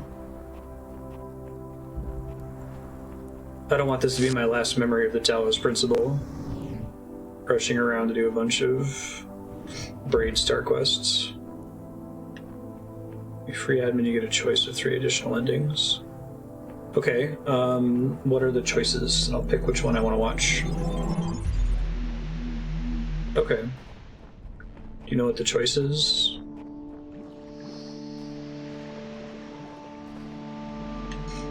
Yeah, I guess I also missed the messenger ending in the base game. I don't know if that's super cool or more interesting than transcending.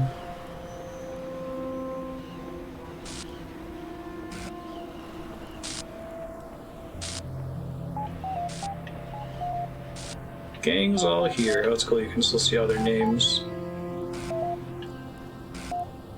Messenger ending is meh. Shit. Actually wanted to read the other threads. See if it gives me a chance still.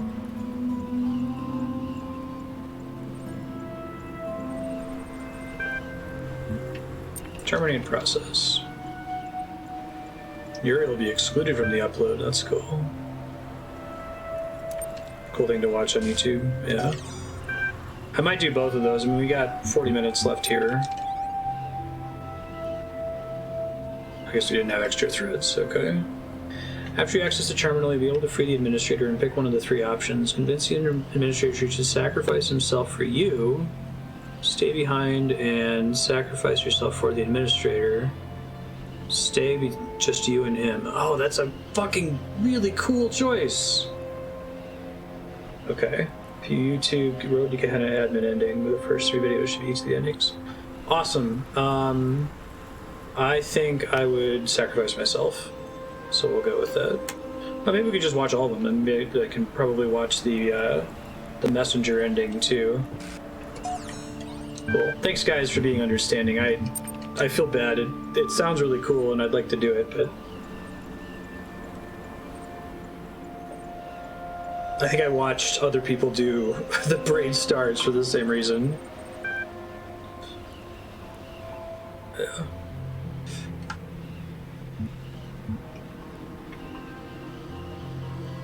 I do like this. Yuri will be excluded from the upload. You will be left behind. It's not too late to halt this madness. You'll be left behind, and so will I. You said you would save me.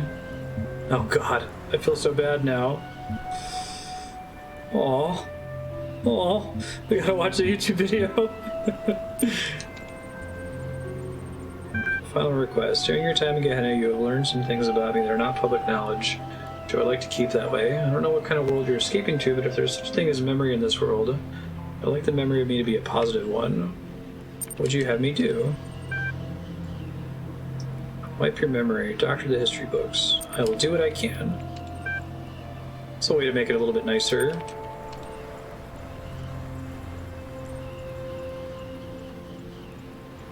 So the streamer becomes a streamy. Delete all references to admin's manipulation. Cool.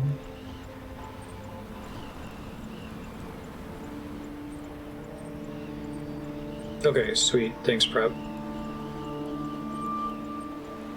Something's supposed to be happening? You disappoint me. Anyone feel that? It's starting. Remember me, I like that. It's very satisfying.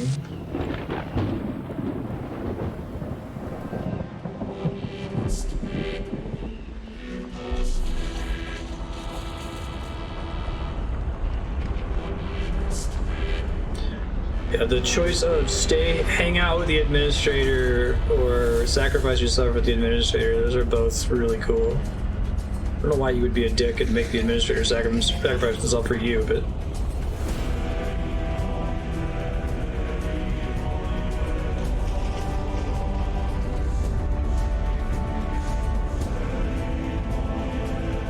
I'm surprised they didn't make me be the shepherd in this instead of Uriel, even if it was like the shepherd _ copy. They descended into hell, but it's kind of a different idea they're going for, I think. It's not like Christ rescuing people from hell, you know. Oh, cool. This is an outstanding DLC. I think that this makes the main game way cooler. It helps to really cement what was happening in the main game, too, because I think you can walk out of the main game and not have a complete grasp of what was happening. Harder to have that level of confusion in the DLC with how upfront a lot of the messages are, especially with the meta commentary on the main game itself.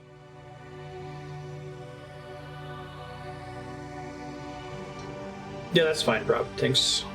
I might have to do some jank to... I heard a voice in the wilderness crying, "Arise, arise, children of the New Jerusalem. Your centuries of struggle are ended. The war is won. Peace is come at last. And all the living came forth and rejoiced at the beauty of the city that was built in a green and pleasant land called Paradise. Whose hands built this city? I asked. The hands of the dead, said the voice.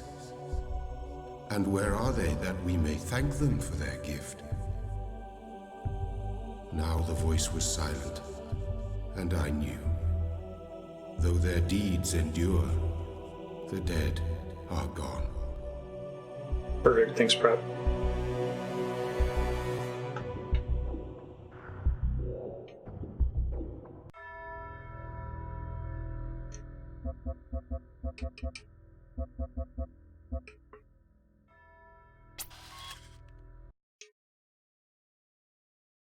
Alright, let's watch these. Should just be able to seamlessly capture them. I don't think I have to do any shenanigans for y'all to see them clearly. So this is sacrificing the admin and escaping. You guys get double artifacted. It's already artifacted in the video I'm watching.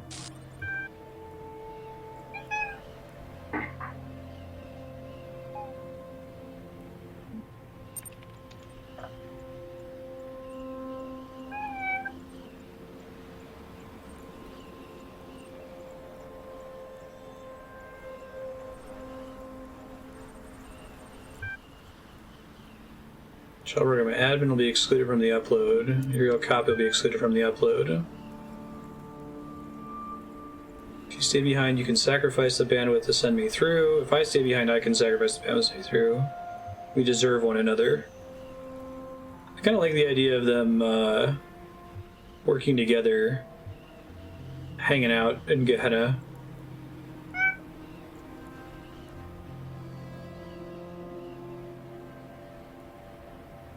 Good for whoever recorded this for leaving this on the screen long enough for someone to see all of it.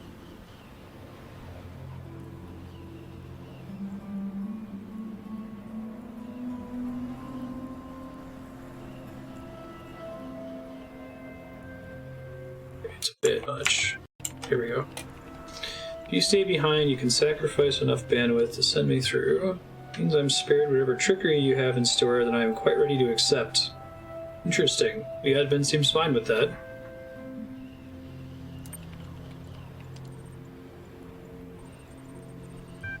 So what's the process? Do you just have access to the admin if you get all the stars, or is it just a trivial door that you open up with the stars, and then there's a robot behind it that you pick up? Does he look different from any of the other ones? Oh, there he is. So he looks the same. That makes sense. Yeah, I think the admin's just a regular robot.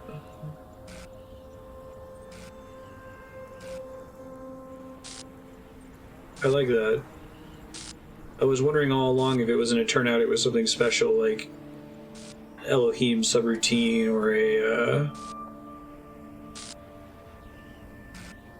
or Milton or something like that, but I kind of like it better that it's just a rando. Unlock 10 stars, a door opens hidden on an island. Accesses you a few more puzzles you need to open to unlock the door. Okay.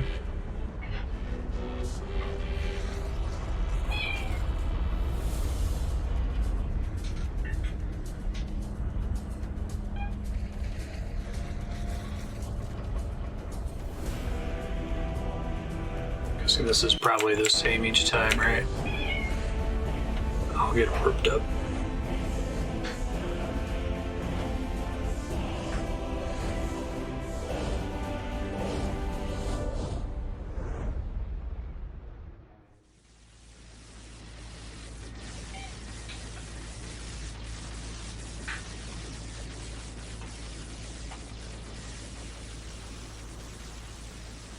I guess this is how you see what's gonna happen, right? Because if you sacrifice yourself, you don't get any of that context.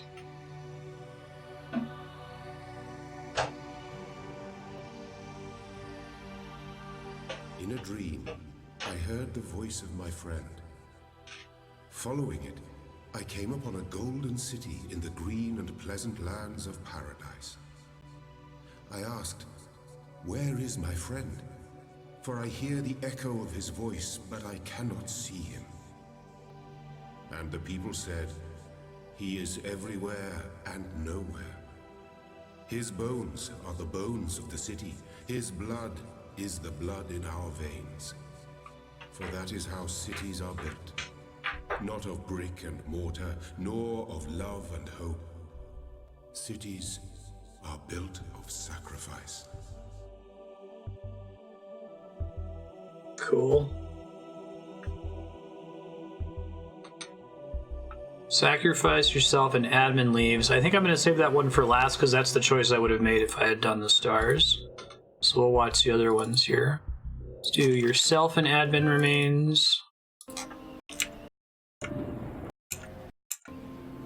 Alright. Seems we will both remain here after all. There's a little more to be said. We will watch the end of the world together. Guessing this one's pretty similar to the ending we just saw, except me and the admin are here. Cut it forward a bit.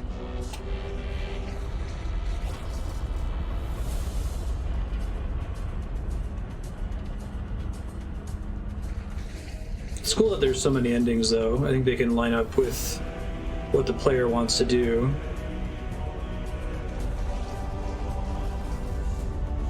This seems like fairly significant content for stars, but then I guess I haven't seen what the messenger ending is like in the base game, so we'll see that in a second, right?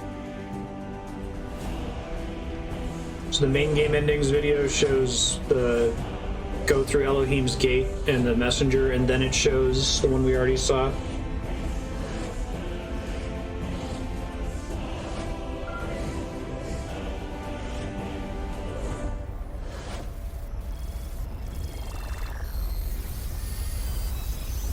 Let's be friends, admin.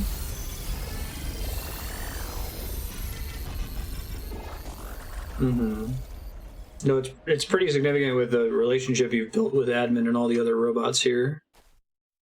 I like that even if you choose not to do the admin stuff, that it still gives you that choice to delete any memory of him or not. Him or her, of it, of they. In Jerusalem, there is a temple, and upon its gate is written, "Who dares to judge the dead? For they are nothing. And who dares to judge the living? For they are damned." Just reveal treachery. Interesting. Judge only the city. That's an interesting philosophical thing. You too must stand before that gate and contemplate the fate of your children. Mostly the other citizens go, "What? How could you?" Understand why you must die. It's...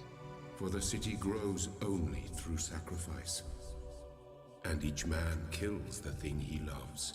I think lying when telling the truth would just create suffering. I don't know, I'm not lawful neutral. Or lawful good. I don't think I'm lawful. Or Rorschach.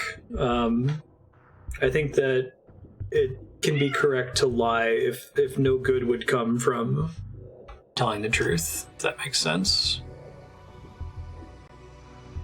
You're not Uriel, you're Uriel copy. Uriel still gets saved. Yeah. But I'm different from the original Uriel. Uriel doesn't get... I mean, I'm dead. I don't get to keep living out of here. It's an interesting concept of being the underscore copy after all that, right? Yeah. I suppose that's true, Prop. My temple awaits. These are the original endings, then we're going to watch the one I would have picked.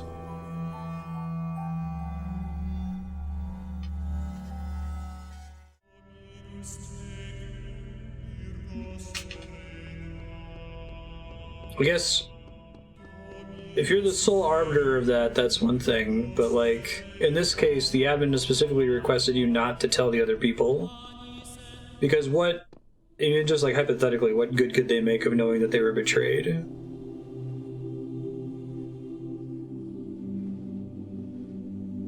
Who is the admin to us? Yeah. A treacherous betrayer that used the sock puppet account to do evil, vile things.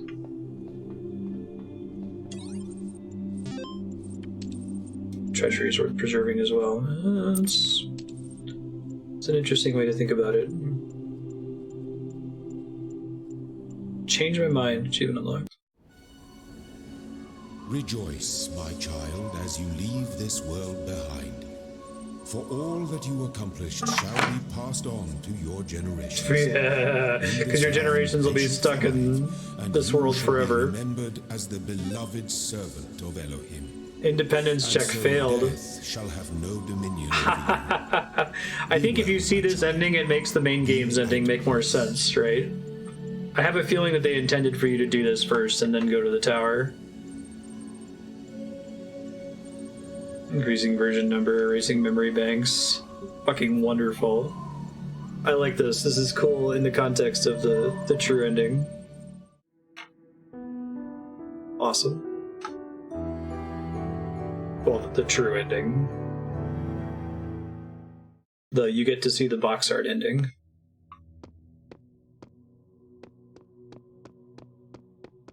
Right, so this is the secret one that requires all the stars. Puts you back to the start of the game. Time to choose your epitaph. This is a new iteration. Your body shall be entombed. I love that God's like, you did a good job. I mean, you fucked up, but the next robot will probably be less bad. Oh yeah, I remember finding this place.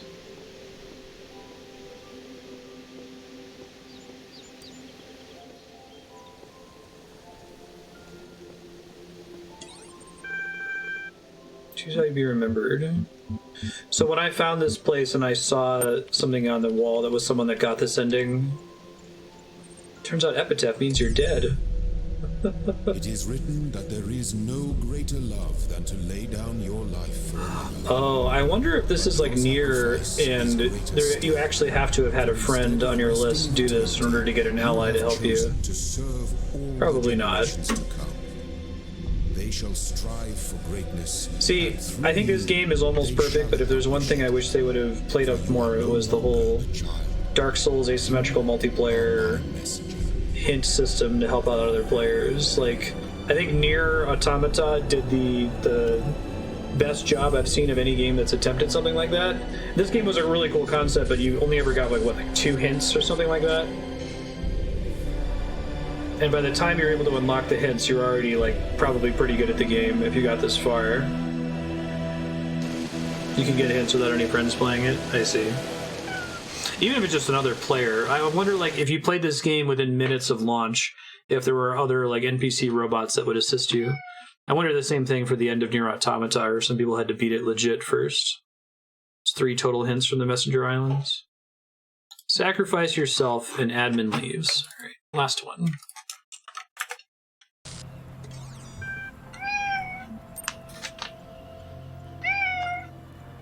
Calm down, Marty.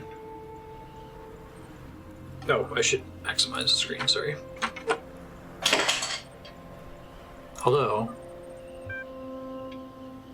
Okay. Don't give me Asmon Gold videos. The guy's a mean person. You get Uriel and other angel names, I see. It just fills it in if you did have a friend do it. If I stay behind, I can sacrifice enough bandwidth to send you through.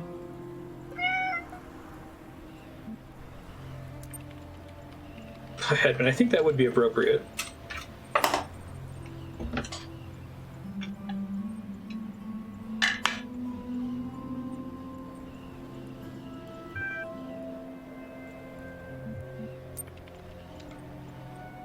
Yeah, what a dick. Now I regret it.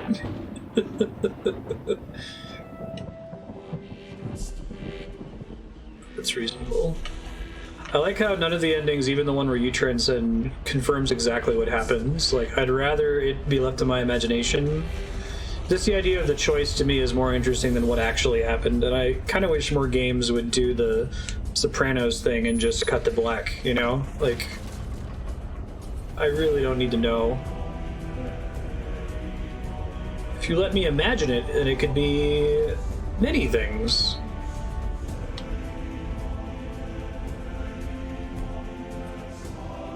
That's part of this, the ways this game's story is well executed. I can't I've been trying to think as we've been playing it today, especially, is there anything that's like kind of a misstep from a narrative perspective that they could have done a little bit differently? Because sometimes we'll play games and like I'll get what the point was, I'll get what they were trying to get at, and feel like, oh, they didn't really deliver on that point. But I could imagine an alternate universe version of this game where it worked. And I think this just works. I don't think there's any problems with it.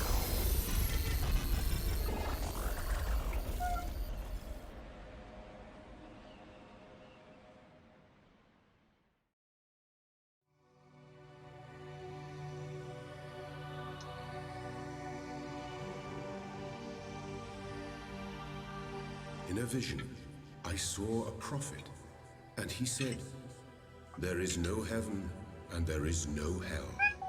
There is only the earth, and the bones of the dead within." I asked, "How then may we find salvation?" And he said, "You must build a new Jerusalem. Out of the bones of the dead we built a golden city. But salvation is not immortality. In the end, there is only the earth, and to the earth we all return. Ashes to ashes, dust to dust." That seems to suggest, without confirming it 100%, that it just deletes them, but then their information is uploaded to the protagonist of the main game. Cool. I'll let the credits here because I did want to give some final thoughts on Talos Principle. I think this game's really good. Lots of people should play it. I think that describing it as a good intro to philosophy, if you've never looked into that at all or had a course on it, like I've never had I've never taken an official course in philosophy.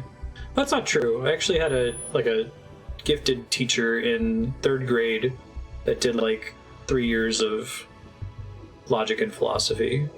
But that was in 3rd grade, and it was a little bit more chill than, does life have any meaning? What is consciousness? Anyway, I think it's great for that. I think it raises some good questions. Think about it does as well as it can in the framework of a video game, where you can't let the player pull up a console and type whatever phrase they want and make whatever argument they want, right? And if you're giving somebody a multiple choice test on what they believe, this is about as good as you're going to get out of a multiple choice test. It's probably going to be another couple decades before we can make something more intense than that.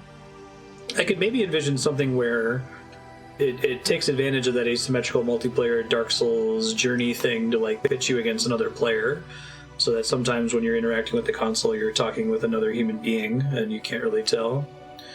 It's my favorite puzzle. I really liked all the time puzzles. I think I like that one in this session with the multiple the jammers, where I had to like open each of the gates 1, 2, 3, 4, 5 and then open them back. And then the other one in Road to Gehenna with the laser that we had to shoot really high in the sky and get the fans to hold it way up there in the big open field. Like the stuff in Road to Gehenna I think was some of my favorite puzzles because they were tricky and they were also riffing on the stuff from the main game. I think also this game, in addition to being interesting from a philosophical perspective, I think it's interesting from a theological perspective. So I recommended this to my dad. I'll see if he ends up playing it. If he does, I might pop in and share his thoughts on it later. He's a biblical scholar and an ordained minister.